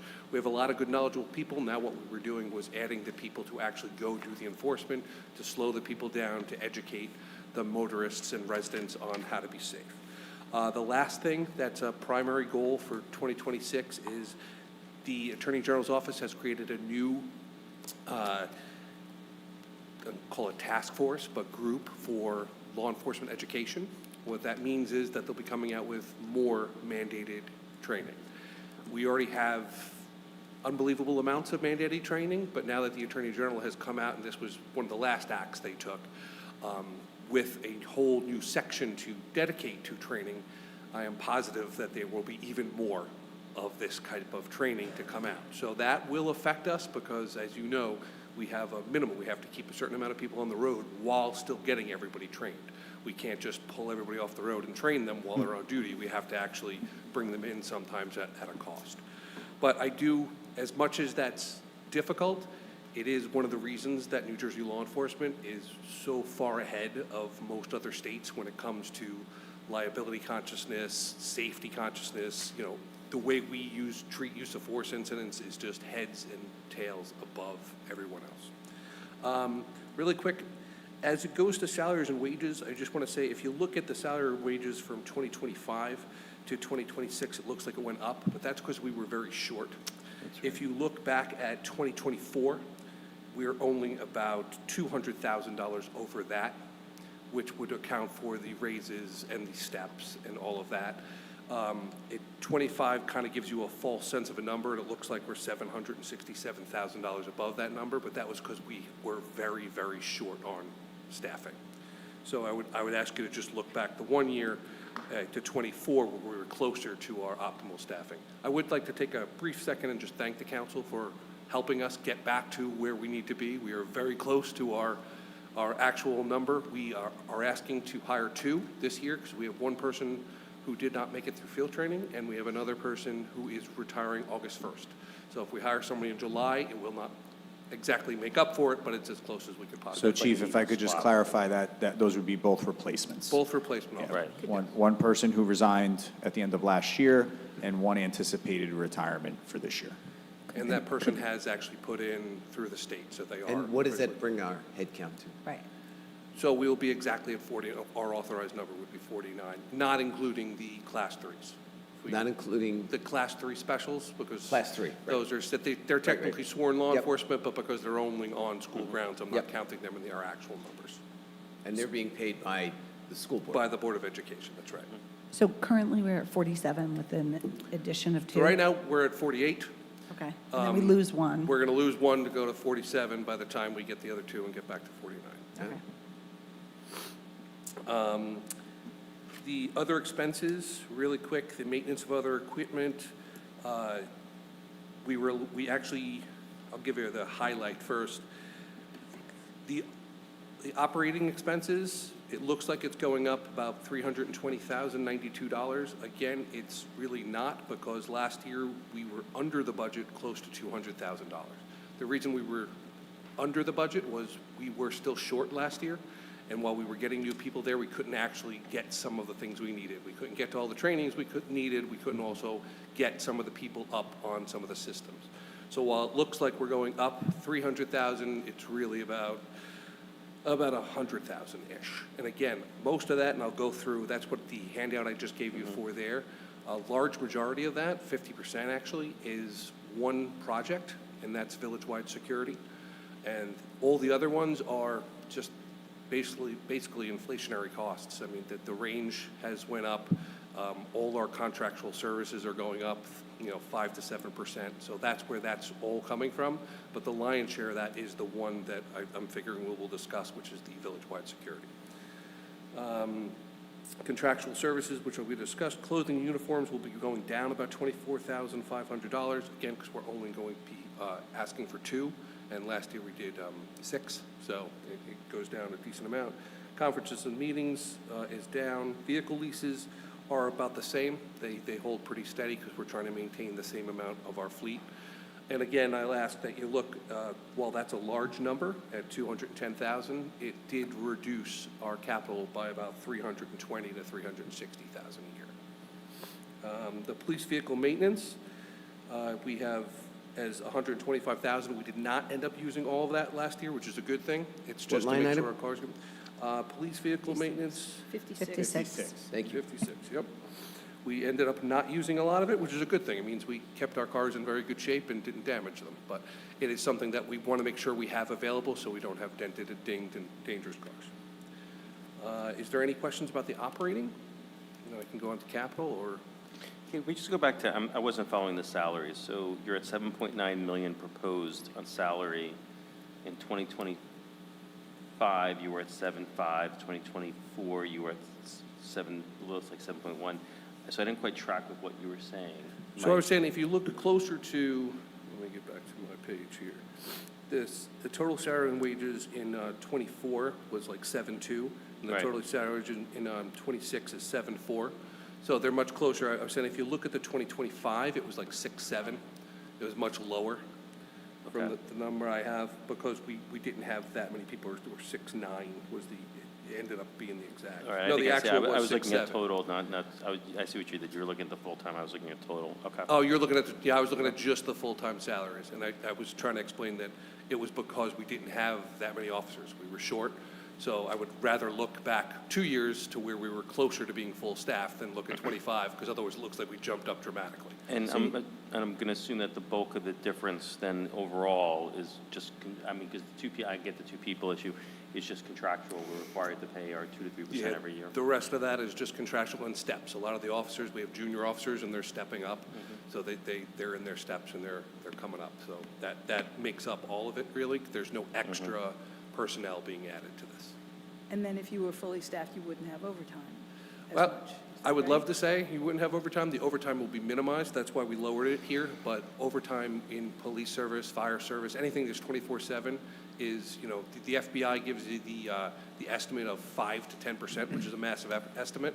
But that really does end up coming into play when you have, just take a major storm. When you bring in 6 extra people, it really is one of those. You have major incidents. Overtime will always be existent. The idea is not to have it out of control where some places are in the 10, 15, 20% because they're not well-staffed.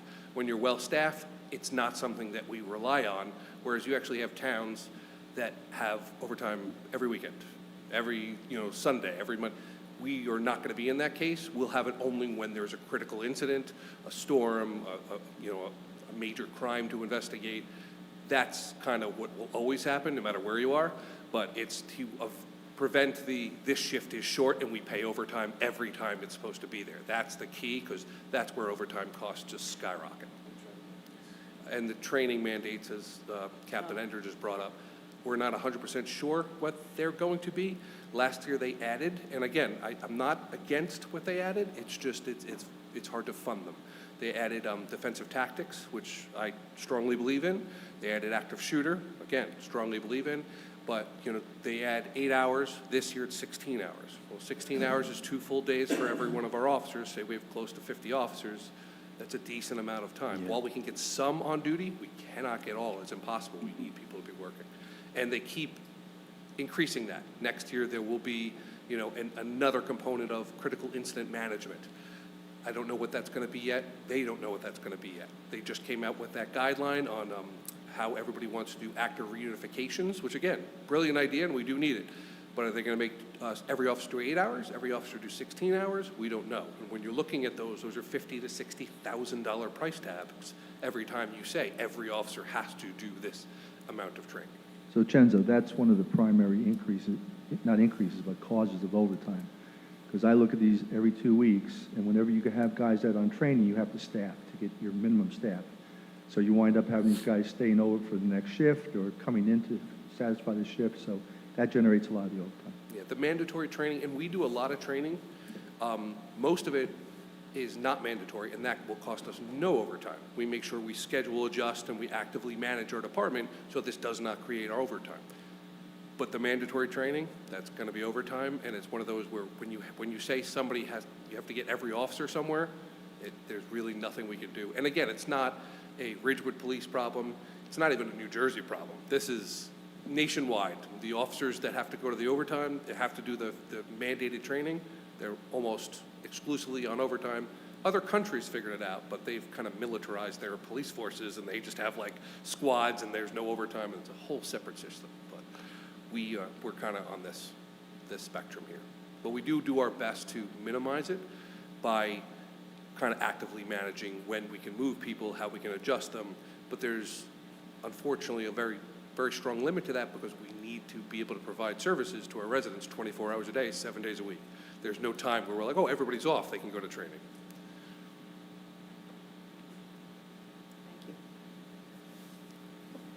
Other questions? No. Move to capital.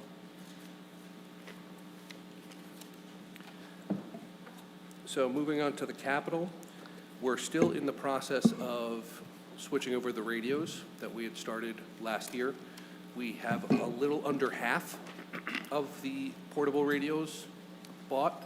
This would allow us to do what a lot of the other towns have went to. First off, it's a different system that allows us to use county frequencies, state frequencies, so in an emergency, we can actually switch to a frequency that's universally used, whereas on the current system we're on, we can't switch to that. So right now, we have about 24 radios that can do that, but we need to finish it out for the rest of the department. It also allows encryption and a lot of that other kind of safety stuff that most towns have moved to now. It's just the price tag is not cheap, as you can see. That's $360,000 to finish the project. And that is we're just talking about portable radios. We're not talking about infrastructure or anything like that. These portable radios will allow us to use county frequencies in an emergency, state frequencies in an emergency, things like that. Yeah, we had this conversation last year, and I remember doing the division of how much each one costs. I'm not going to do it again because it's only going to make me upset. I don't want to call it good news, but they haven't went up yet this year. They're still about the same, which is still a ludicrously high number. But. Yep. The next one is the outfitting of the vehicles. We do lease our vehicles, but the upfit a vehicle, these are not standard vehicles. You're looking at very close to about $47,000, $48,000 that we put into each vehicle. The good news is a lot of times we can reuse some of the equipment. That's why we've been trying to stick with the same cars, say it be a Dodge Durango. You can take the stuff out of one Dodge Durango and put it in another. The bad news is, as everyone knows, technology leaps and bounds. So you try to use some of it, but technology-wise, they're like, nope, that's outdated. We no longer support that, and you have to keep switching them up. Yep. Some of the hard, like the cages, things like that, as long as they're in decent shape, we can kind of move those. But of course, that's not the lion's share of the money is electronic. So it looks like the ask here is for $145,000. Am I reading that right? Yeah. So basically, it's 3 cars. Oh, sorry.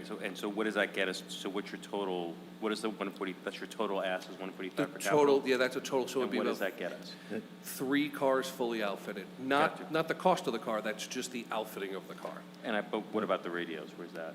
So that would be, well, the radios is above the 360. That's portable. So we're talking about portable radios in the top one, just the ones that are on our belts.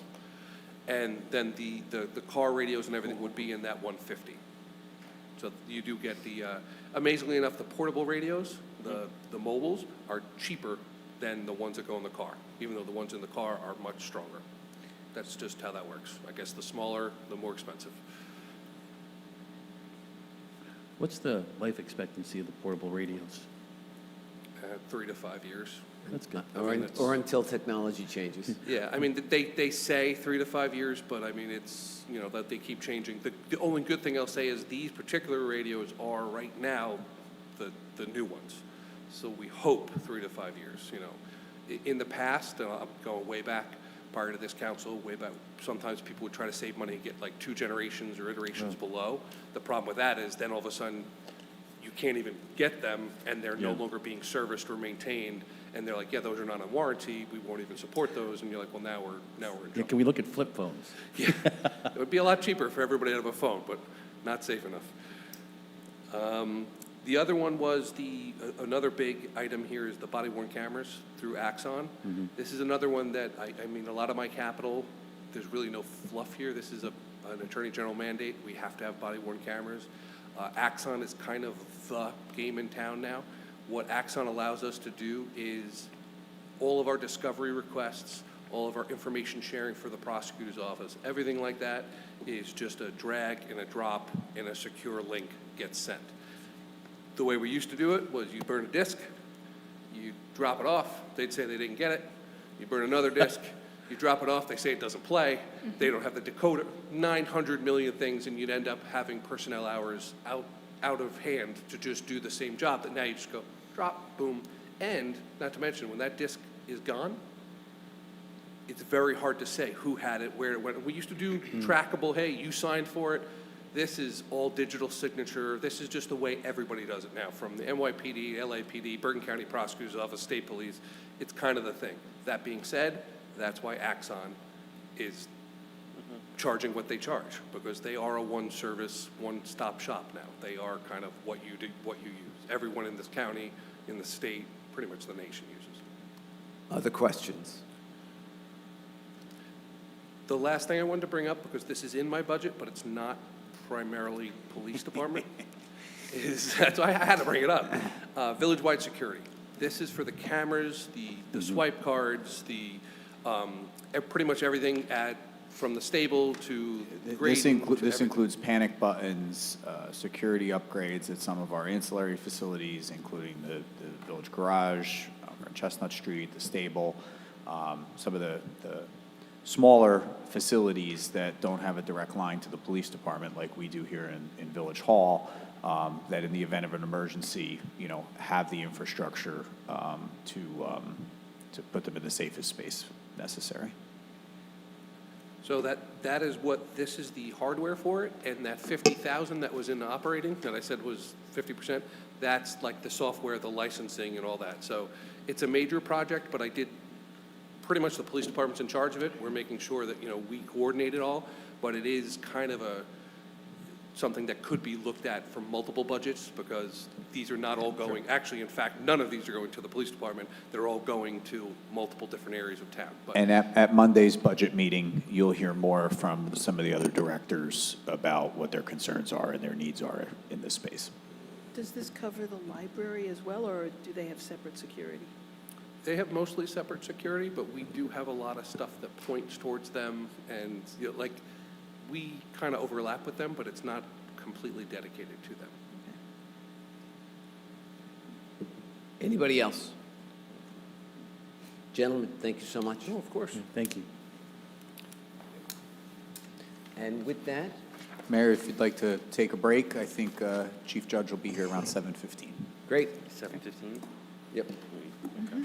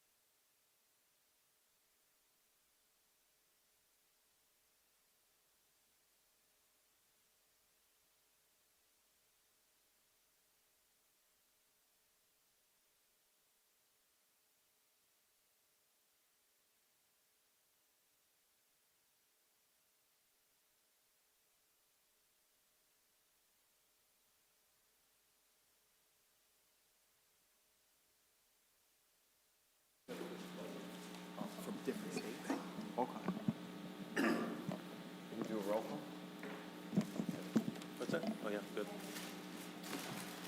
I'll just call a roll. Councilmember Mortimer, Here. Deputy Mayor Perrin. Here. Councilmember White, Here. Councilmember Winograd, and Mayor Vagianos. Here.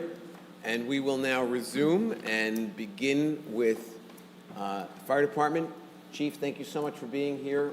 Your department is something that we are all proud of, and we know that you lead this department really well, and we are fortunate to have you. Thank you, Mayor. Appreciate it. Sure. Good evening, everyone. First off, just a thank you to Finance and the Manager's Office for this budget. You guys put so much work into this, so appreciate all the hard work to help me out with this.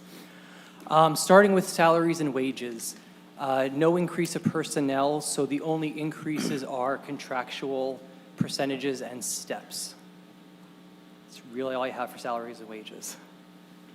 And you're at full strength.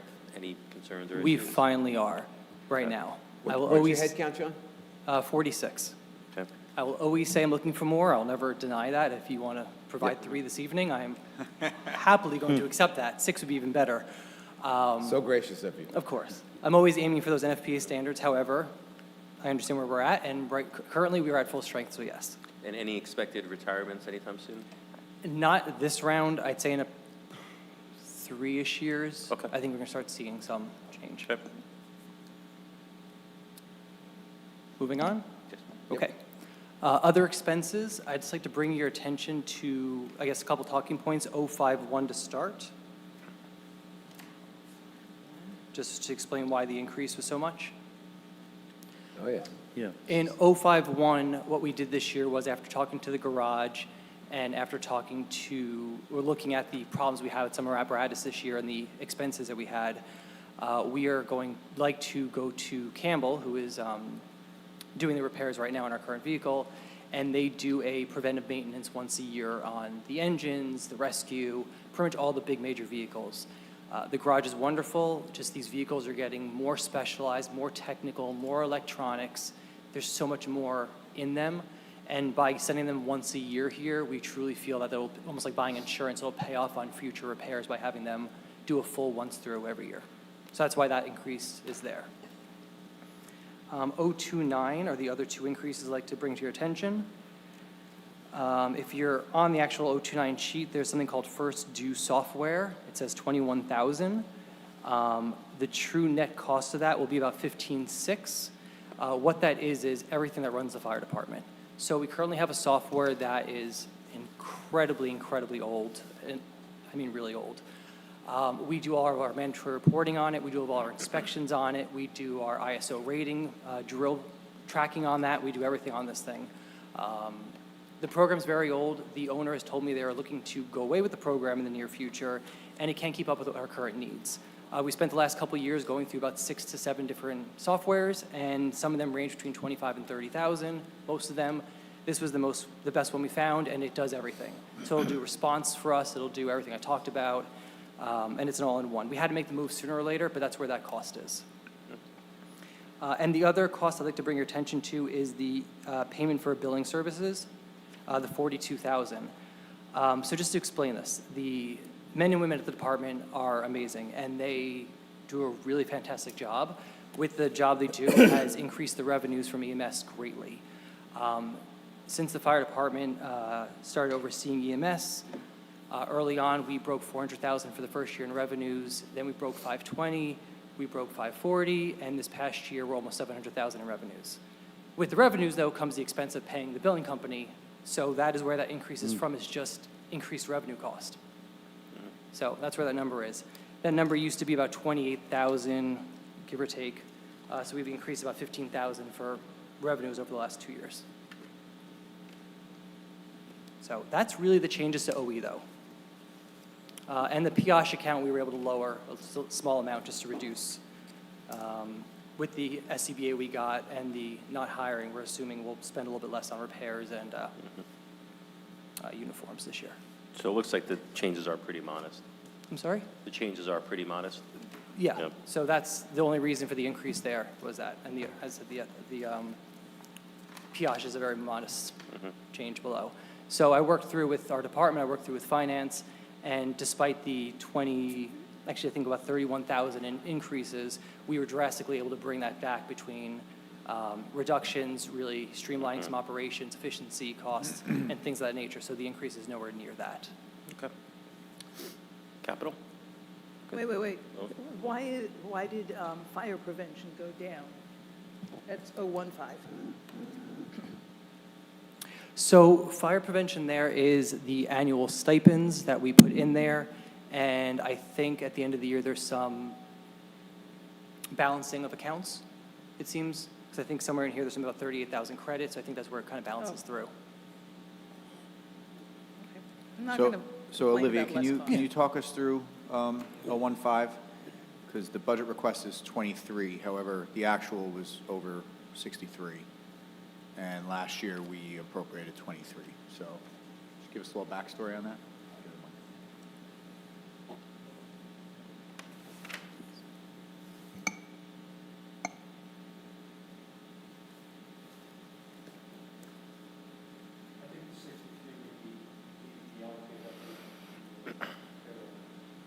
Oh, right, John Young's salary is already paid elsewhere.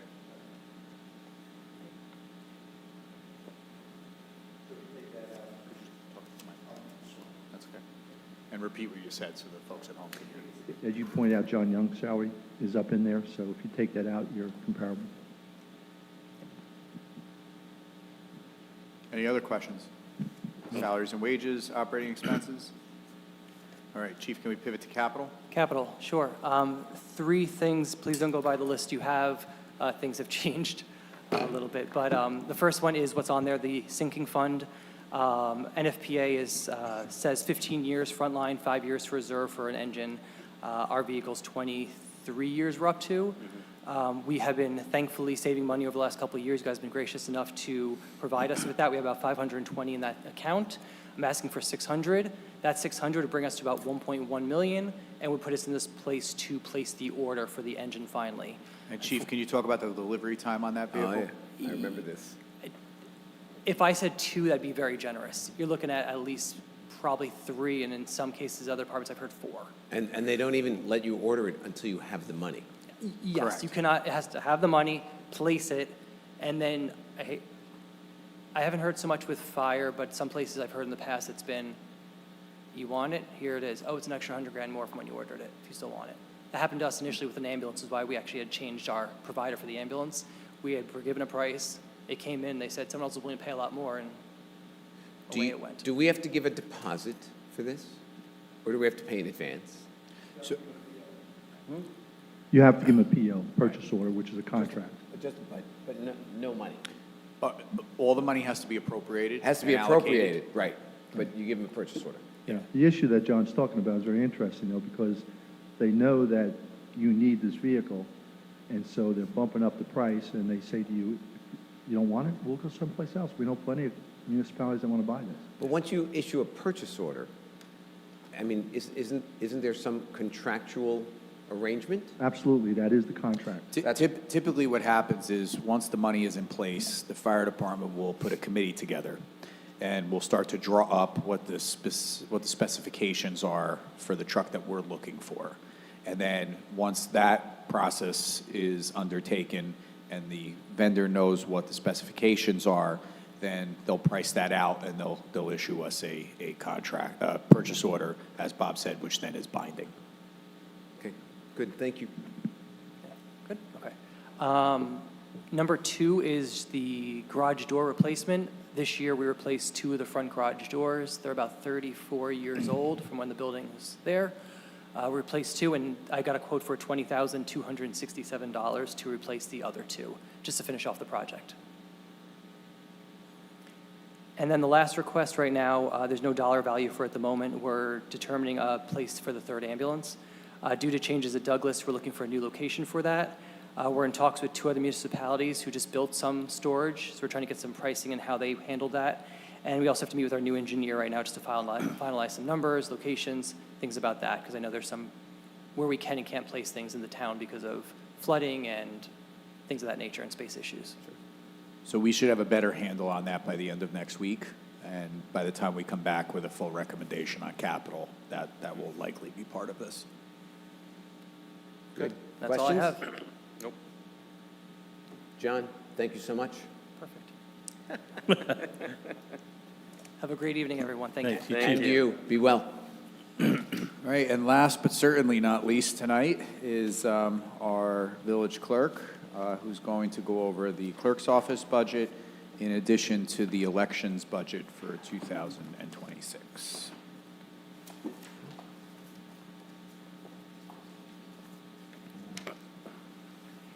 Could you please state your full name? And whether you're a Ridgewood resident? And she really should only get 3 minutes.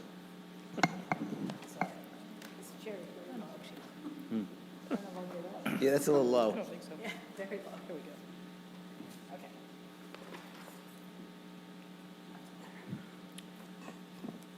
So I'll start with village clerk.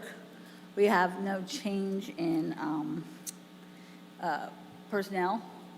Our two line items that have additional money put into them are the office supplies, which is for minute preparation software, because of the fact that we are trying to do it through AI. Oh, great. And so we'll see how it goes. We're going to, pursue it. And I do know a few other municipal clerks who are using it, and they say it's very beneficial. I mean, it's still, it learns as it goes on. So therefore, we're going to really have to edit it closely in the beginning, and then it'll learn, voices, and it will learn who's who. And so it's pretty interesting, actually, how it works. So that's the 3,500 additional.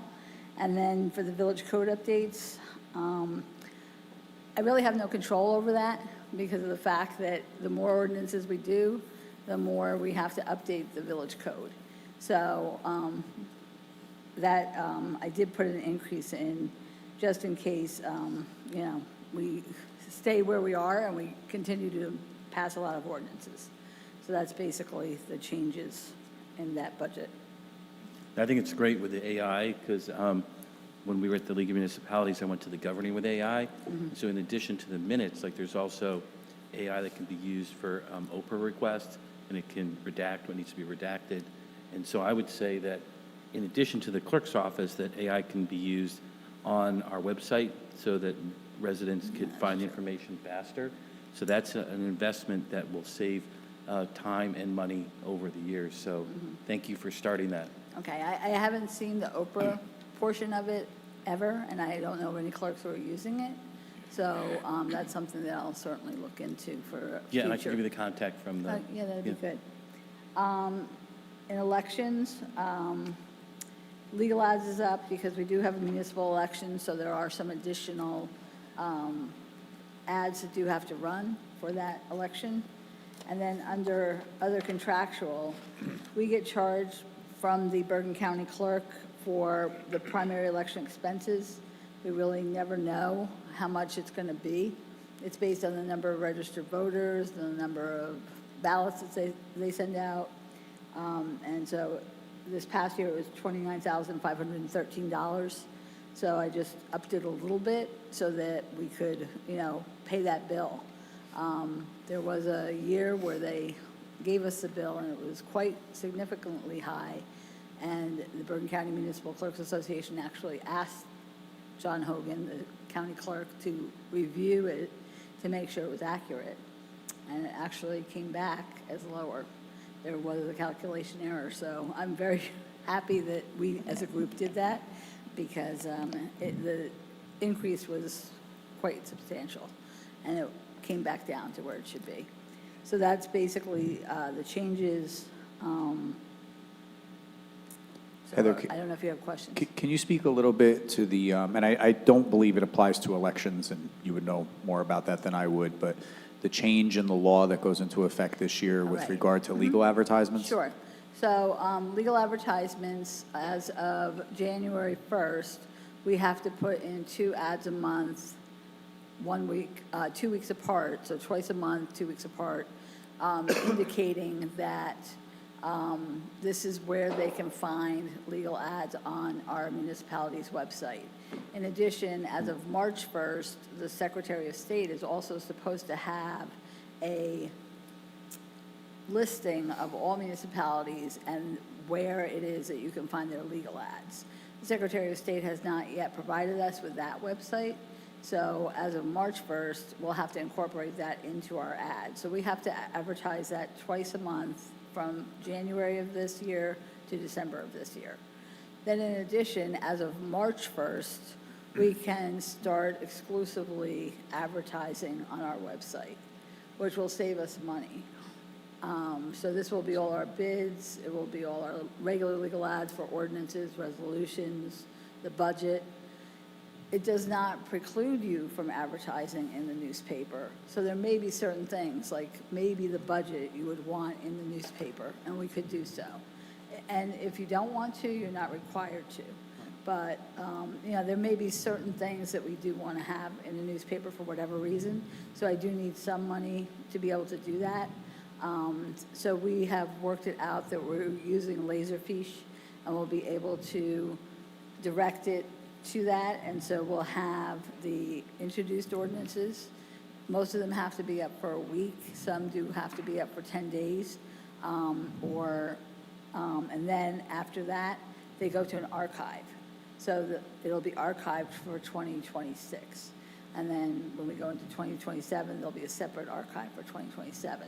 And this way, they'll be listed, they'll be in there, and anyone can look at it at any time.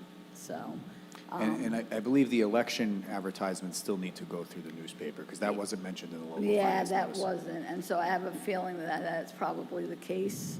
I'm going to check actually with the Bergen County Clerk's office, because they do advertising overall. For the general, For yeah. all municipalities. So I'm going to ask them if they're able to just put it on their website.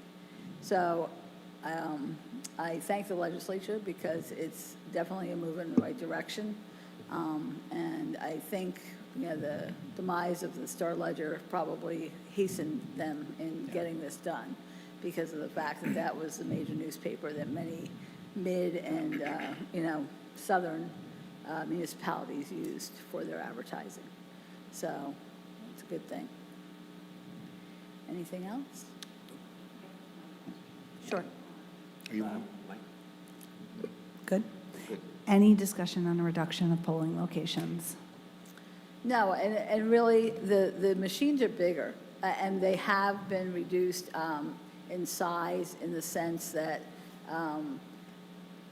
we have 3 districts in one location, but it's one set of machines and one set of people checking people in, and then another at the machine and another at the scanner. So actually, the number of poll workers has been reduced. And I think that, you know, we have two polling places that have 1 district. All the others have 2 or 3. And so those are the 2 that might be able to be combined. It's possible. I'd have to look at the population. And we have to go through the Board of Elections. They have to, you know, investigate. They have to, approve it before we would do so. But, I mean, as far as cost savings, I don't know that it's going to save us that much money. I meant more just because so many people are using early voting, the demand must be down. A lot of people do. However, there are a lot of people who Who don't don't. want to because they don't trust it and they don't believe that their vote counts, which actually, their votes get counted first. So, Trust me, I have 4 voters in my house, and everybody votes a different way every single time. right. In some ways, it's actually more expensive with the paper ballots. Yeah. Because of postage and True. the printing costs, and so. That's true. So, any other questions, concerns? All good? Good. Thanks, Heather. Well, thank you. So Thank you, Mayor- Heather. Mayor, through you, our next meeting will be on Monday, January 26th. And at that meeting, as I said at the top, we will be meeting with the municipal court administrator, the Parks and Recreation Department, all of the divisions that fall under the Department of Public Works and the Village Engineer's Office. So that includes our Traffic Signal Division, our Water Pollution Control Facility, our Streets and Fleet Division, the Board of Adjustment, Zoning Board, the Engineering Division, all the utilities, and then we will hear from the OEM Director, for emergency services, and then the village manager's budget, the village council budget, and the village attorney's budget. And that'll start again at 5 o'clock on Monday, January 26th. Thank you, everybody. Motion to adjourn? So moved. Second. Public comment? Public comment? All right. Let's go back to public comment. He says no. And there is no one in the room, and I am told that there is no one online. So with that, we will entertain a motion to adjourn. So moved. Second. All in favor? Aye. Aye. Let's go.